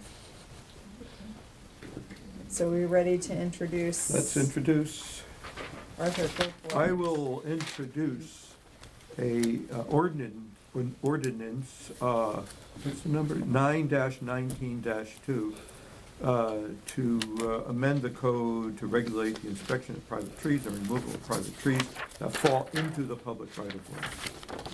Anybody second? Second. All in favor? Aye. Opposed? Okay, great.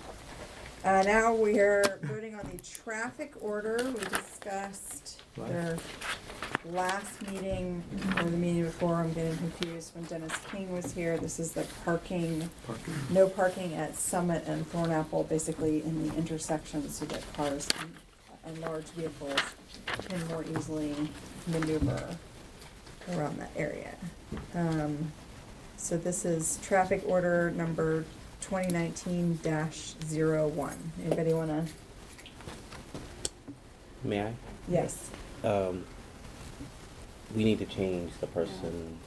Okay. I'm sorry, Mr. Bolts. What is the appropriate plan of action? Because when this was introduced, the individual. Yeah, that's fine. Tiffany can sign as vice chair. Thank you, sir. I appreciate it. All right. Ron, Yeah. question. Yeah. On Summit, there's two thorn apples, one coming in from the left and one coming in from the right. Do we need to specify which one we're talking about? Location? South side? Specific?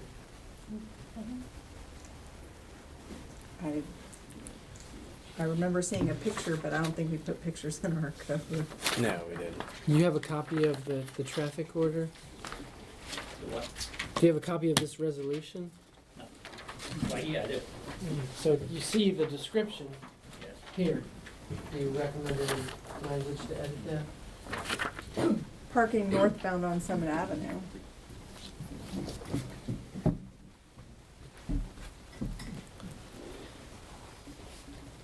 I think that language came right from Joe Cutro. And Okay.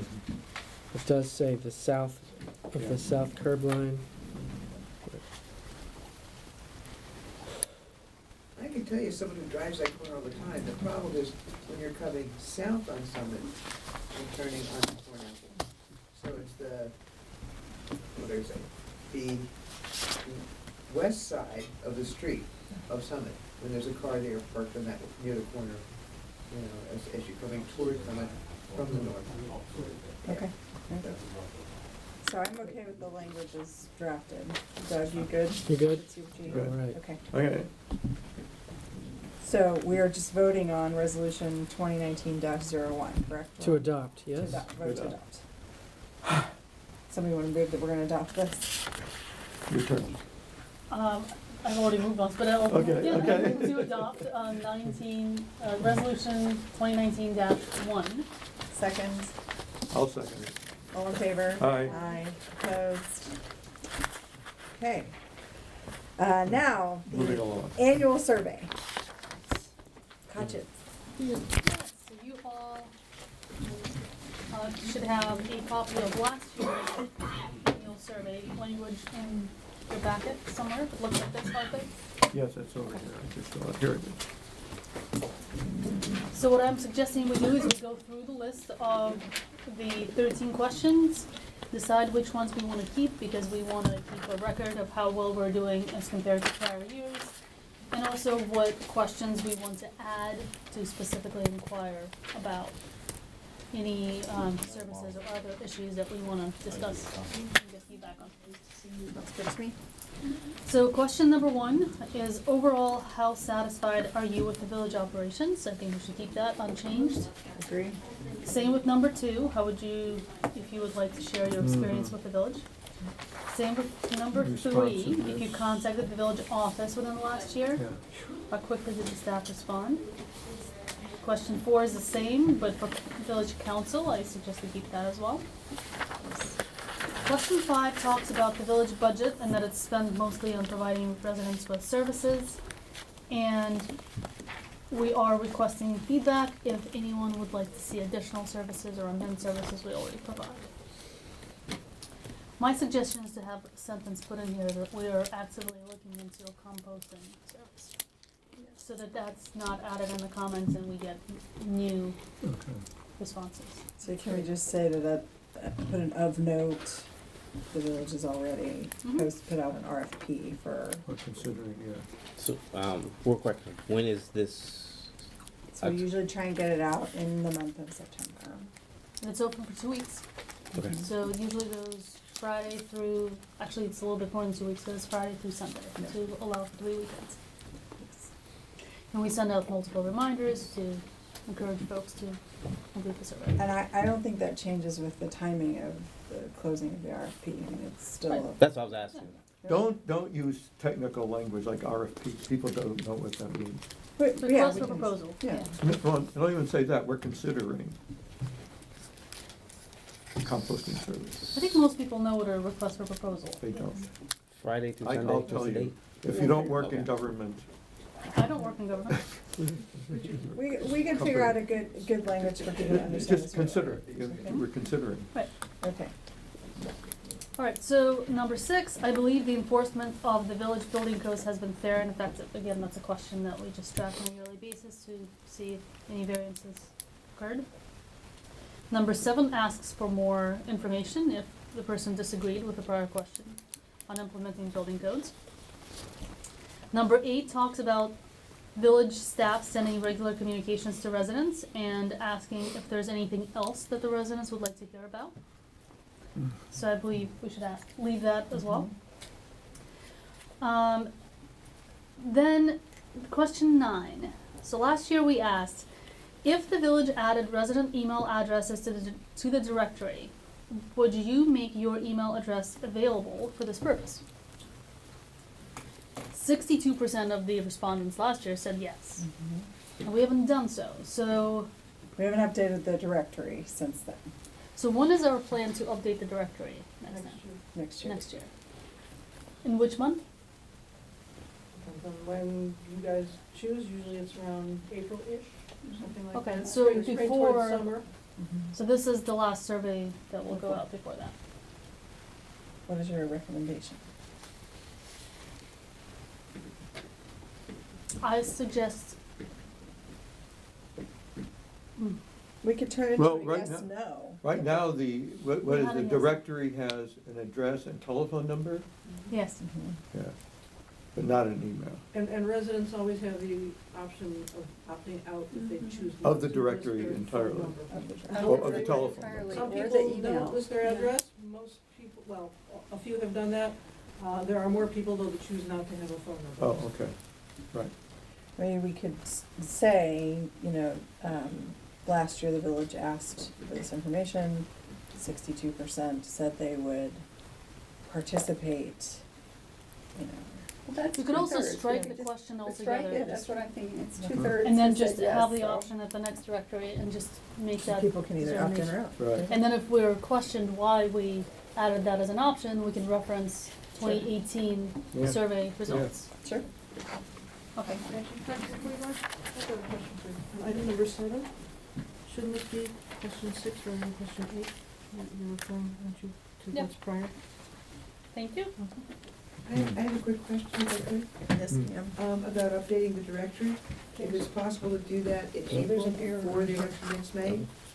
Because our voting, voter roll needs to get updated. We've got a marked up voter roll, but we take it, basically we start with the directory.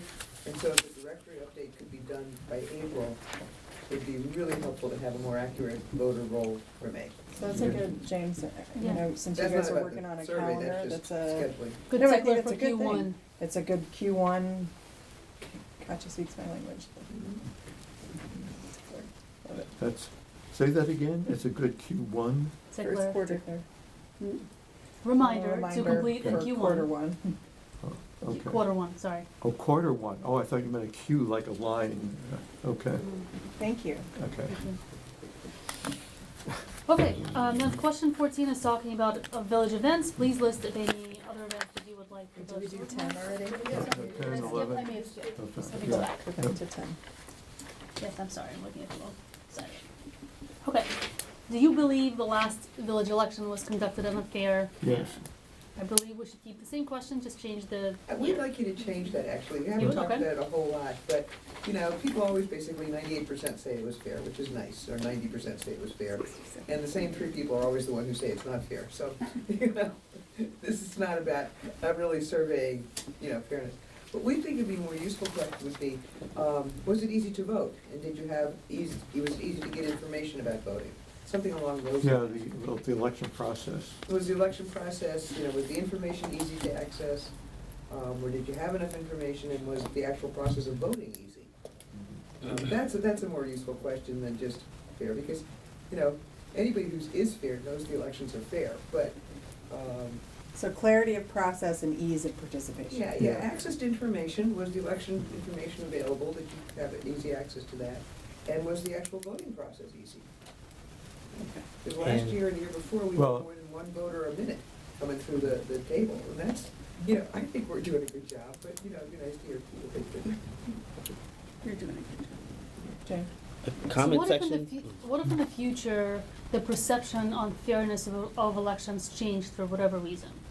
Well, I think What- we'd hear about it from Frank Carell among Yeah. other people. Yeah. But yeah, I think it's more the ease of access, I mean, like, the election scheduling, the Procedures, form yeah. scheduling, things like that. So what if we added the question? Yeah, that's what Marty? I'm thinking. Yeah. So we kept 10 so that there was a baseline for each year, but then added The access Access, and ease of ease. voting, Yes. that'd be fine, Okay. that'd be fine. to make that 11. Is that what you're Yep. thinking? Yeah, and then get Well, rid actually, of. it's gonna be, yeah, just add Yeah, whatever number that is. Right. sure. Okay, And thank you for including the voting question. absolutely. Okay, so the next question is talking about composting. Last year, we asked if residents would be interested. No, in we're kind of participating? moving that to the other services. Exactly. We have to, I don't think we have to add an explicit question. Have we decided with exactly how we're proceeding on composting? Exactly, so we have an opportunity to ask questions here. So my still understanding where we undetermined. left it from that we were putting out an RFP, and some of the questions in the RFP will help us to know what the options are to potentially go forward. Mm-hmm. Like, is it gonna require the village to manage a whole thing? Would it be, do they have different pricing for if it's house, or if it's, we give you the 5 houses on this street and then we look at the 5? I don't remember all of the, So we could actually do a separate mini survey when we get more information if we feel like we need input from residents. So let's just strike that for now. Yeah, I mean, I'm anxious to hear what see what the responses are so that we Right. can then structure something Mhm. to try. Okay, number 12 last year asked about specifically installing sidewalks at the north end of the village. I think we should strike that, or, since we So we did, get more since the information from the walkability walkability study study? has started, yeah. and then last question was which street do you, no, I'm sorry. Oh, no, events, Which village events did you participate in? yeah. Which is probably helpful. We need to Yeah. update the event list though. No, we didn't do a wine tasting, but we did the The adult spring part of the thing. spring. Yeah. Good. And Independence Day, 4th of July needs to be changed to summer celebration. I wanna talk to them about that. I don't understand why we're not honoring. And we're also talking about last year, which was an Last Independence year it Day was, celebration. yeah. You're exactly right. This is Yes. for 29. But it's a, I have a question about it that I will ask. His thought process is because it's not actually on the 4th of July. I'm giving you the insight. That was why. Okay, but for the purposes of the survey, we'll just leave That's it, fine. we just No, that's change fine. the wine tasting to adult sprinkling. Okay. And then the last several questions, I recommend leaving the same, which is recommend anything else you would like to Right. participate in. Would you like to volunteer your time? Do you have anything else you would like to share? And which street do you live on? Yes. This Okay. year Bradley is gonna overtake Raymond for For what? Just to responses. reiterate, we're deleting number 12. I'm deleting number. I will make the 9. changes and send you a Word document, and then you can make the changes in Constant constant Contact. contact. Okay, thank you, Katja. Thank you. All right, and so the goal will be, target for you to get back to them and then to go out on a Friday to, are you thinking Before next the end of Friday? September. I don't know if I can make next Friday, but within the next two, either next Friday or the Friday after. Okay, We can even mention it in the newsletter too. Oh, yeah, yeah, perfect. good, Right, I think- yeah. So when she tells you when it'll be here, then that can be inserted in the newsletter. And then we'll have results for the October meeting. Great. Yeah, that's great. Thank you. Okay, Arthur, financial Ah. matters. Okay, I have been, several people have raised issues with me, questions with me, and they said, what would you do if this building burnt down? What would we do for a meeting? Where would we meet? I said, Tiffany's basement, of course. There's a ping pong table in there now, it'd be perfect. How about Keith's house? He doesn't have stairs. That's a ramp. I'm going for Keith's house. And, you know, in the past, about 20 years ago, really, the meetings were held in people's offices, and the village manager, worked out of their home, as several of our local jurisdictions still do. And I don't foresee going back to that. Once we have an office, we want an office. Alternatives would be kind of temporary meeting spaces at various, the village town hall, the town of Chevy Chase Town Hall. The upper floor at La Ferme has been used in the past. Again, it's not a permanent solution. So one of the suggestions would be buy a residence that comes up for sale in Martin's Addition and just convert it for office use and meeting use. So I said, I just wanted to take a look at the financial aspects. There's a lot of other aspects to it that I am not considering, like what the neighbors wanted, what about parking and congestion? Zoning. And, well, the zoning, I think, is okay. The zoning of both the town and the village of Chevy Chase, their buildings is an R60, and they are the town is public use. And for some reason, which I don't understand, the village of Chevy Chase Town Hall is cultural use. And I looked up the definition of cultural use, and it's like a museum, an art gallery, something like that. I didn't see how, unless it was an historical site. But the ordinances for the county, as far as I read them, clearly recognize public use as an accepted use of a house. And so I was satisfied looking at what other jurisdictions were doing and my reading that this was feasible. So then I considered what would be the price. Typical price of Martin's Addition, according to Zillow, in the last couple of years, I just looked up all the sales, is about $1 million, plus or minus. And so using that as a nice convenient round number, I considered two alternatives. One a mortgage, one an outright purchase. And I consider that compared to our present cost. Now, the interesting thing about the present lease, it includes a prorated part of the property tax.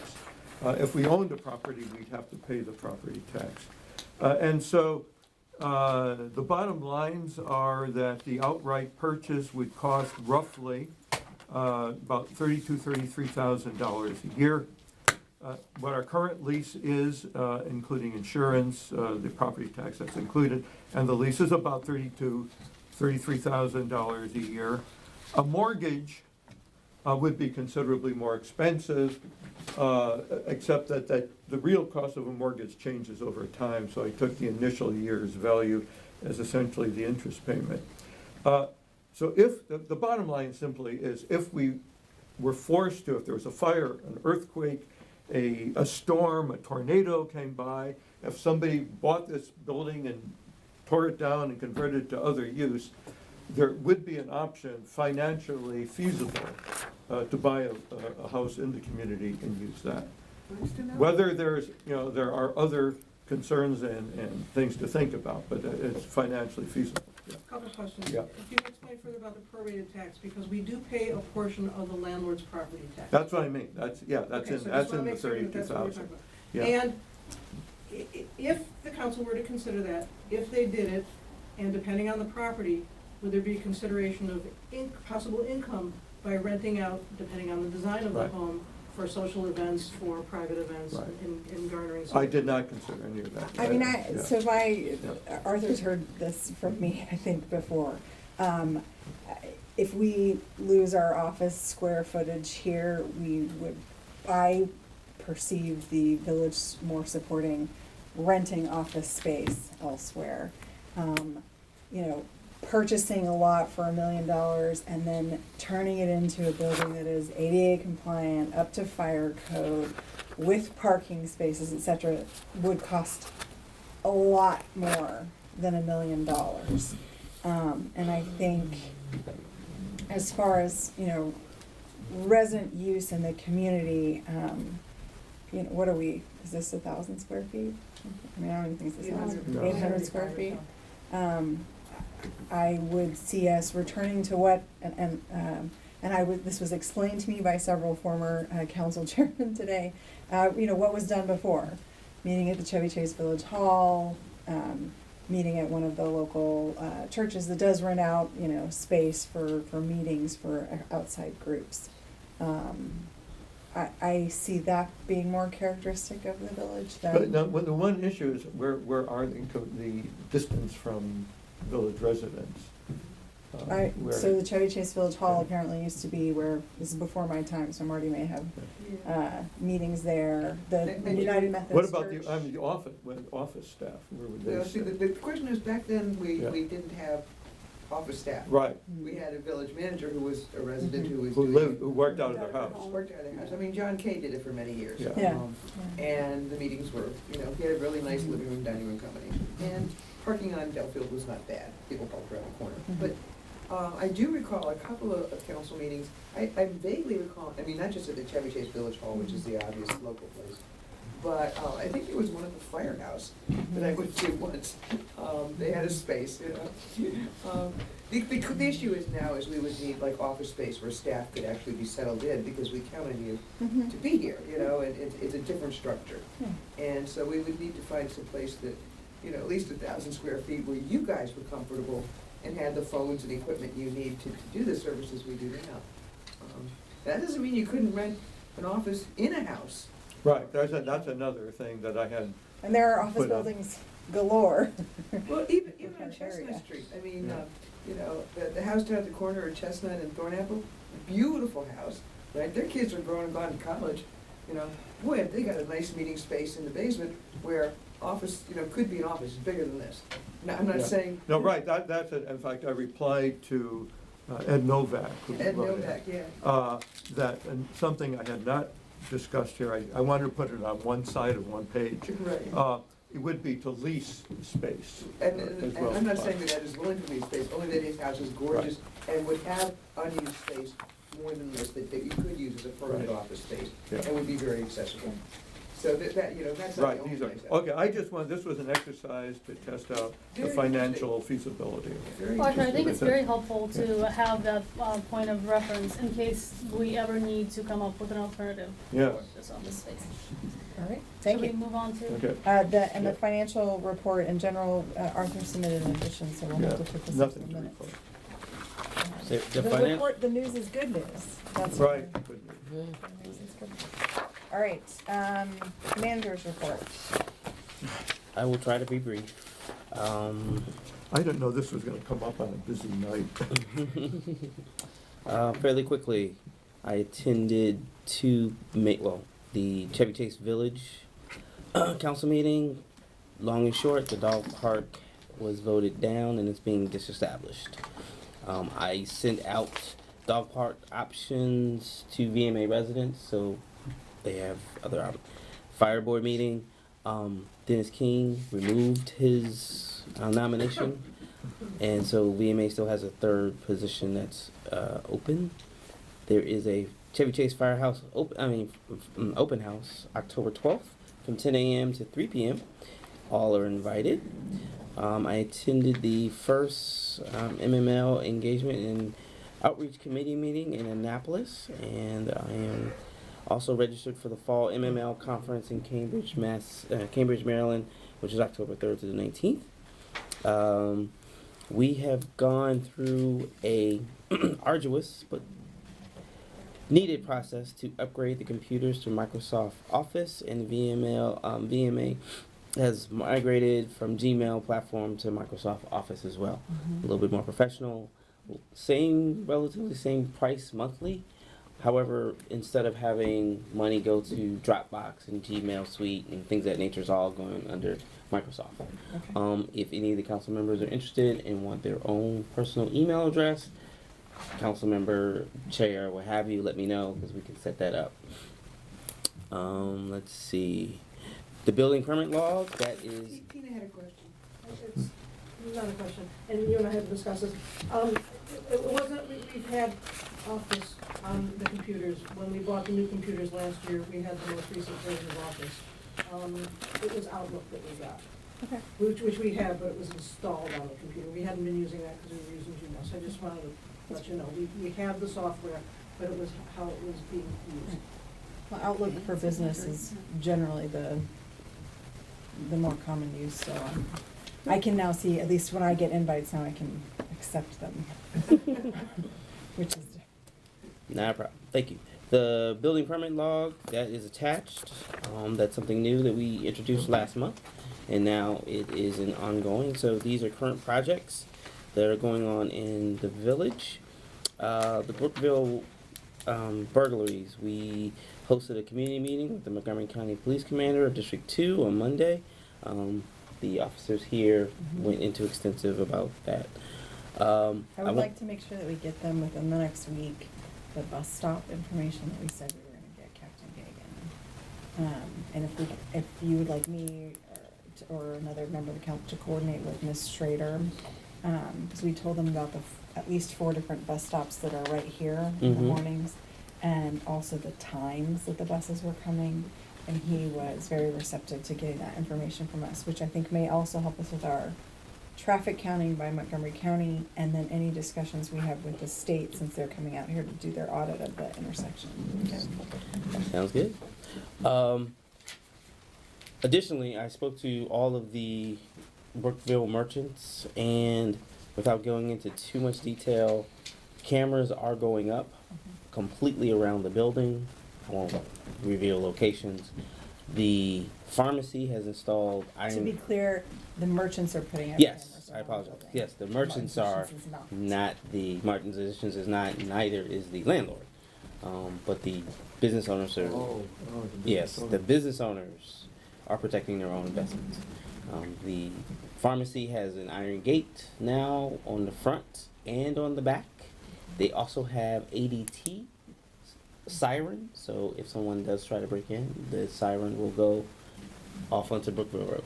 Apparently those doors worked when the other Correct. establishments That were is broken correct. into. That's correct. So Good. moving forward, ADT is also working with the market along with the deli to also put together a package for them. Good. Per the VMA Council's request, all appointed members have been completing an oath of office and conflict of interest form. The CEC, I've met with them. And that's also consistent with Ron's guidance, right? I mean, it's not just a council request, it's Ron's Right. guidance that committee members sign ethics forms, well, correct? Your expectation was that was happening before, right? The elections board recommended it. Right. The ethics commission prepared the form. Okay. And if the council wants all the committees And to the- execute that, I think that's a good idea. And the tree It's not- supervisor, and I even did the fire board as well. So I covered everybody. Okay. Well, if they're Okay, representing good. Martin's Editions outside of here, I We're think it's good. squeaky clean. Yeah, them so to- everybody who's appointed will have to do the oath and have to do the conflict of interest form. Okay. Okay? And I'll leave it to you to explain why that's important. You talked about the insurance and this and the Yeah, other. well, I mean, we did, Keith, our most recent addition to the Community Engagement Committee, was also helping with some of our permitting stuff with the county. And so getting him officially appointed to a committee also helps when he does things on behalf of the village, Yes, okay. outside of the village. Good. Thank you, Keith. All right, so leaf bags. We went to a different direction this year. The leaf bags are delivered directly to the resident with the name and moniker of resident and the person's address. We've had some hiccups, I'm not going to lie. However, out of 290, I'd say it was about 25 or so that had issues. Well, I had one also. Okay, And that's fine. I've heard a lot of people. Yeah, Who I- may not have called you. I think it was shockingly disorganized this year. No, And I'm not okay. sure why, but Well, so. people got them who had opted out, as I did. People didn't get them. So who maybe had we need to opted look in. at the list of people. Yeah, we'll have to look at the list of people. In essence, I sent that list to the company and they use UPS to deliver them. So there's a very high possibility that your address got merged in because of the way the listing was set up. Well, let's look at the list of, I mean, I think this is a simple question, a vendor question, but also UPS delivery question of, Correct. if we put something out there and we educate people, you have to opt out every year. And we have a record this year that they opted out or that they didn't opt out. And then we can look at feedback on whether or not they got bags or didn't get bags. Mhm. And we also had some people who I know were reaching out to the office when I was here one day saying, I didn't get bags, and they were being delivered that day. And I Correct. think they then reached back to the office and said, I got my bags. Yep. Um, That's correct. Then we also But had I- individuals who said that they opted out last year, but I took last year's list and created this year's list. So I don't know where they thought they had opted out, but they hadn't. Well, I think that's just, it's a communication thing. I think to Susan's point, clearly there was some confusion there out was some. there. Some people got bags, some people didn't get bags. Right. Some people didn't know they were waiting, it was a rolling delivery, Correct, yeah. fine. We just need to do a good Some postmortem people on it so didn't that. get boxes, they just got open. Yes, Right, yes. and so I'm going back to, we have a bill to pay. I'm going to pay the bill, but we are working about getting a credit for those hiccups. And if I could just ask Sure. quickly about the bill, Mhm. how is the cost this year compared with last? About the same as it was last year. The difference was that we didn't have to pay for delivery, and we didn't have a person actually walking around delivering them. UPS was doing it. So, all in all, from my perspective, I think it was well worth it. Like I said, it wasn't perfect. However, But was it more expensive or less expensive? it was a little bit more expensive. How much more? About $200-300 maybe. A little bit And more the, than the that. delivery plus, No, so the bags were free. The bags cost, but the delivery was free. okay, So it was part of the cost. of the bag. So we weren't doing two different No. vendors, it was one. It was thing. one vendor. They worked with UPS. UPS delivered the box. Right. I Let's see if didn't- we can get to the bottom of the delivery versus non-delivery, opting in and opting out. I mean, I know, like, we did not get bags this year, but it was also the first year that I remember to send an email saying, we do not want bags. And I did run into a lot of people who did not send that email and said, "Oh, I forgot. I sent it to you. I got the bags. What do you want me to do with them?" So we have a few bags in our repertoire. If anybody's interested, they're more I'm than happy. interested. Yeah, We Gotcha has lots. we never have enough bags. Oh, don't you? All right, well, ma'am. thank you. Yes. So I this got is- some extras. It's good. We'll, I have- Yes. I have do the 20 postmortem and then go on. I have All right. 25-year-old Guys, bags. it's 9:30. Okay, let's keep moving. Do you know roughly off the top of your head what the total price was from the vendor for the lead times this year? Not off the top of my head. All right. Okay, Because we'll I did not follow have up on that, access to 'cause the information, so I can help you with your question. Yeah, regarding because I would like to know. Okay. Let's see. Storage unit. Storage unit's been cleaned. The community garden. Phase 1 is green sweep, doing the regular maintenance. Phase 2 is actually was done by Rupert Landscaping. They actually were supposed to be scheduled later September. They actually called me yesterday and said our crew is available. Let's do it now. Tomorrow. Today. So they did it today. If you there's actually pictures. That's fine. That's fine. Keep Okay. going. Okay. Let's see. Oh, and so phase 3, we're looking for designs and costs. And as soon as I get that, and I'll work with the tree supervisor along with other people to find out exactly what they want. Once they give me what they're looking for, we'll then seek out vendors. So Darks. we had a good conversation that I want to put this on our, Paula was here earlier. As far as the community garden and if Paula's recommendation comes through that it's Richard's garden, the idea is that we get strategic guidance between trees and those who do community building, gardening. We can see if Rainscapes, if we could use that space, if it will qualify from it. If it does, great, then we work with them on their process. If it doesn't, then we have general parameters about drainage, putting in a permeable path, using native plants. Right in on the corner down there? Right there in the corner. Is there enough room for Well, them? we'll just ask the county and they'll tell us either yes or no. Because if they can, then we can get rebates for the use of this space, for some of the expenses. So, And it might help with runoff. and it may help with all of the above. If it doesn't work, then we have general guidance parameters that, between Paula and Paul, making sure that native plants in the right tree, right place can happen there as well. And then as far as the execution of it, it's, once that guidance is given, James is responsible for dealing with the contractors that are gonna come in and out and getting it all done. Fantastic. All right. Dark spots. I have taken a survey of the dark spot map the map was I don't know if it was old or not accurate. Ultimately, though, the village needs 15 new street lamps at a cost of $42,000.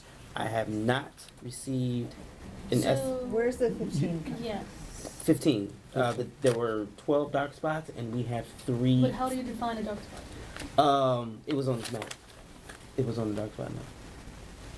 So it should have been 7 or 8, because we've actually moved light fixtures throughout to address some of those dark spots.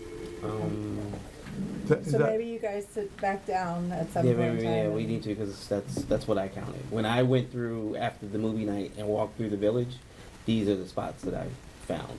We also have 3 additional. So to be clear then, the 15 spots are something that you have. Right, I took what was here. So that's your assessment of the dark spots. Along with the ones that were already designated on the map. So in addition to the ones that were already designated. Correct. Which okay. So the map, but that's, all right, so then for clarity's sake, the map said 7 or 8 dark spots. We have some that we have to replace because the light bulbs were not. No, we have 3 old ones. 3 old. 3 old.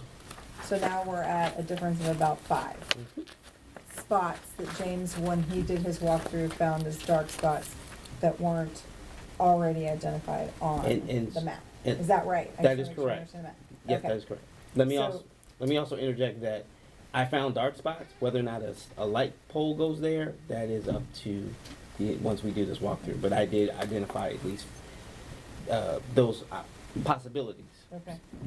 All right, Marty? And the 42,000 comes from where? That is the cost of 15 new street lamps, not including installation. I am still working with Pepco and another vendor to find out how much it will cost for installation. So I think before we go to 15 though, Yeah, I mean, we need to go check out, we need to define dark spot in a way that the council is comfortable with. And let's not put that on notes either, that we're replacing 15 lights around the Yeah. village. Okay. Let's not put that in our notes as a decision to replace 15 Yeah. lights. We're gonna go out and look at the. Right, this Follow was up on that. clearly a recommendation. This is clearly a recommendation. For us to use. Nothing All right, more, So nothing just to less. give you some background, we actually did a comprehensive study with a light specialist that has gone around and marked the dark spots. So there was a specific measurement of what a dark spot is. They used, they actually measured lumens that are on the street, so it was more than just doing a walkthrough. All right, no worries. Chevy Chase Sorry, Park. Marty had one Oh. thing quickly on the lights. I just wanna ask again, I've asked, I know several times, but asking officially again, to please put a light on a pole on Chestnut Street on the corner by my driveway. Let's see if that's an identified, is that an No, identified it's light not. spot? No, Spot? actually, This is the it light is. across the Okay. street. It actually The maple is. tree, where the street light got moved, the beautiful maple tree, which is a village tree and we love, completely blocks. Has grown. So thank you, if that's included, muchas gracias.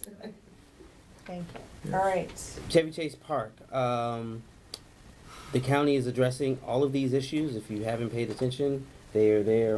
Oh, they were just yesterday. They I was were. walking by. The fence has been completely Huh?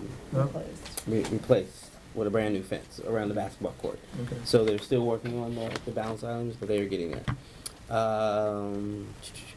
The signage at the, as you very well know, we purged the external storage unit, and now we have a complete list of all VMA signs, and they are on a spreadsheet. So instead of just being in a room. Let's see. The no parking sign, we did that. The exterior door downstairs has been fixed. If you do not have an exterior door key, please see me. There's a form that you need to complete, and the exterior door, for security reasons, will now be closed after work hours, on the weekends, and during holidays. I think that's a good idea. If MANA becomes an issue, I'm happy to volunteer to come evenings or weekends to open up or work with residents. I can't, another 24/7, so but usually work with residents to open if we need MANA drops. Not a problem. Archiving. As you very well know, this is a project that's been ongoing. The Maryland Archives and Office External. We are 75% done, so all of the boxes that Nice job, team. were here, are ready to go. Okay. What needs to happen now is we need to go through 6 cabinets that are have items in them. Once we figure out what goes in them, they will be ready for processing and sent to either the external storage unit for storage or Maryland archiving for storage. But they shan't be in this office. That's great. So I want to put out there for the rest of the council, I think some, if not all of some are materials that are going for permanent storage. It might be worth us undertaking a scanning project, Yeah. not here in the office necessarily. I don't want to, we don't need to talk about this in a lot of detail, but just, I would say when the time comes, if there needs to be a money movement exercise, that would be worth it for I us to think do. that's something that's searchable. Yeah, and then it would be Searchable scanned and we'd have it here. yeah. My Okay. intent, in the paperwork, prior to sending it to the archives for approval, for the permanent archives, is to send the council the paperwork with a full inventory of what's in there, so you see what could be going there, and then you can decide. We still want to send it there. I don't think anybody has any questions No, but you can about decide sending. if there may be something you want to It's just retain a from question the about- scan. I would scan and Yeah, send yeah, it. Like, I right, still right. think the sending happens Yeah. no matter what, because it belongs in the permanent archives. So The it question would is be whether or not we scan convenient, it be before useful we to have this send it. have a file Okay, of it. thank you. Last month, we talked about the fire hydrant markers. If you look in your Right. listing, everything south of Turner has been installed with fire hydrant marker. Okay. The new one. The balance will be done before the end of September. The yellow signs that are currently adjacent to the fire hydrants, once I have a meeting with Joe Crusoe, we will try to get those removed as soon as possible. The only thing I'd say about those, and we talked about, like, when they're at the dead end, those signs are the only thing that you can see in like winter. So as you go along the streets, I think those orange signs coming out makes sense. But if you look at, there are some fire hydrants that are at the dead end where the snow gets piled up. Mm-hmm. Likely to be the only thing that makes bright color is the orange sign. So you're, so just at the dead ends. Okay. Does that make sense, It, everybody? it does. I will tell you, the one at the dead end of one of those, it's already been removed. Not the sign, the new marker has been installed. Okay. Okay, let's see, where else was I? My apologies. Dead ends. The fences for the dead ends, Bradley, Raymond, and Cummings will be painted by the end of September or not sooner, along with the sewer on, I think it's Bradley, is that correct? Bradley. Those are gonna be painted. Raymond Street, dead end, Paul Wolf made recommendations for cleanup and installation of vegetation, and vendors are currently being sought for pricing. For pricing. The office, the VMA office, I'm sorry. What is it? So why did Paul Wolf recommend cleanup? And I'm actually curious about vendors are being sought for pricing. Like, are we doing an RFP? Don't we usually do an RFP for that sort of thing? For things over certain. But the certain dead amount. ends are just, we looked at them, Right. they're just things I could do. I mean, honestly, it takes, I mean, seriously, I would do them. Okay. It's just like cutting out a honeysuckle and planting some, Well, I think once there's a Vega or design, something. I'd be Well- fine, like, since Paul Weller was here the other night, who's interested in looking at it. I think Paul and Paula have talked about, there is a potential to put in a couple of trees down there. I forget, is that Raymond? That's Raymond, That's right? Raymond. Raymond is the one. Quincy and. Quincy and Cummings, Bradley, you're correct. nothing's We're not happening, doing this is anything. not where- We're only talking about Raymond. And No, that's the so- only one we're talking but trees, then you have to, I don't know, it seems like it's not, whatever, I don't care. I guess I just don't care that much. Okay. But it seems like it would be kind of a waste of money To do what? to put trees at the dead end of Raymond. What? Just because it's a dead end and you could just, It's fairly But green it's- space already down there. yeah, I mean, it's open, but. It's open, but there's nothing growing down there. And we went down there and this is, I'm harking back 2 years ago before WSSC came in and Paul Weller told me there used to be bushes down here that looked nice. And we said, we will make it look nice again after all of the So construction let's is all done. look at it again and then Yeah. move on. Sounds good. I'm sorry. Sorry, just, Oh, keep you're going. collecting information right now, that's fine, and. Sounds good. All right. The VMA office will be closed on Columbus Day, October 14th. Community events. The second annual movie night was a complete success, as you very well heard from Mr. Keith. Contractors, still reviewing contractors, just trying to bring them up. The GIS. Walkability study. Christy Kubiak has begun his review. He needs a committee. Apparently right now we only have one person who has signed up. PEPCO. Who is that for him? Say it again. Larry Wasson. No, Larry Wilson, yes, I'm sorry. I had a question about the walkability study. Yes. Is this the right time to ask it? For 25 of the 35 years I've been here, there was a cut through near Keith's house. You know where the Browns are? Down to the park. I mean, the whole north end of the village now has to, the kids basically are coming through traffic in our parking lot behind here to get down to the park because we've lost the cut through. And I would like to know if maybe one of the residents along that end of the block, and not just saying maybe Keith, but would allow somebody to give the village a right of way so that we would have a cut through from the north end to let kids get to the park. Right? Because we really don't want our kids to be coming through the parking lot on their bikes and tricycles. Oh, I see what you're saying. I get that. The whole north end used to very That's what politely you're saying. tiptoe through the Browns' yard before it was the Browns' house. It was a much smaller house, the yard was open, there was a little gate there, and it was very easy. I mean, I used it all the time walking my dog. And we used to have one on Raymond Street too.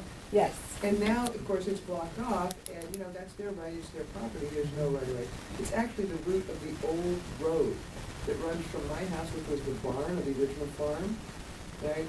And the stable yard, my house was the stable yard, and the barn, and it ran down the hill from my house on Cotton Chestnut, diagonally through the field to the pond, which was where the park is at the end of County Street, the little depression. That's the old pond. And the farm road ran diagonally down there. And the path that we used to take was the remnants of that old road. So, you know, I'm sure if somebody wanted to research it, there probably was a way over there sometime 100 years ago. But there isn't now. And I guess my question on the walkability study, is there any way that we could get some kind of right of way, I mean, I know there are liability issues and stuff, to give a cut through from the whole north end at that corner of Summit and Taylor? I think we can ask, it's a question, I mean, put it out there for Chris. I know, as she said, Raymond had one, there used to be a Bradley cut through the Pinehurst Circle. Which was nice, But yeah, I used to use that that is one too. which I also, like. you know, I think there's private property issues that are, but it's a question for Chris. It's fine. So if you would include them in walkability. There's also a legal issue about obtaining, Yeah. Yep. buying, Yes, there was. purchasing Yep. right of way. So on the note that Chris Jubiak has begun his review, is there a timeline for that? Yes, he's supposed to be done by the middle of February or early March, but he needs some things from us. One thing he needs is a committee. Yes. But he is beginning his work. Utilities, we have some double poles in our area. I've been told by PEPCO that process is a 60 to 90 day window. Washington Gas, WSSC, nothing to report. You've seen Doug Lohmeyer's report, and then Wayne Fowler is now submitting a report as well. And that's where the building Yep. code Okay. is located, on the back of his report. Okay, any other resident comments from the marathon meeting? Other than thank you. Hardy residents that are here, Keith Allen and God. Hardy Langland for the Thank you for record. giving us company. Yes. Thank you for what CD. you're doing, and I know we all miss Yes. Richard. I think you did a beautiful job tonight, and I know it's really hard, but thank you for stepping up an extra notch here. It really matters to everybody. And thanks to the committee Thank for you. the stuff, Brian, we appreciate it. Okay, so now we're going to entertain a motion in open session to enter into closed session in accordance with section 3-3.05P1 of the Open Meetings Act to discuss personnel matters that affect one or more specific individuals, and whatever we need to do to get legal counsel from Ron. 305B7, to consult with counsel with legal advice regarding the regulation of accessory dwelling units. Okay, Good. great. Thank you very much. Can I have a motion? Aye. Second, My second. all Aye. in favor? We are now Aye. in closed session. Okay, what,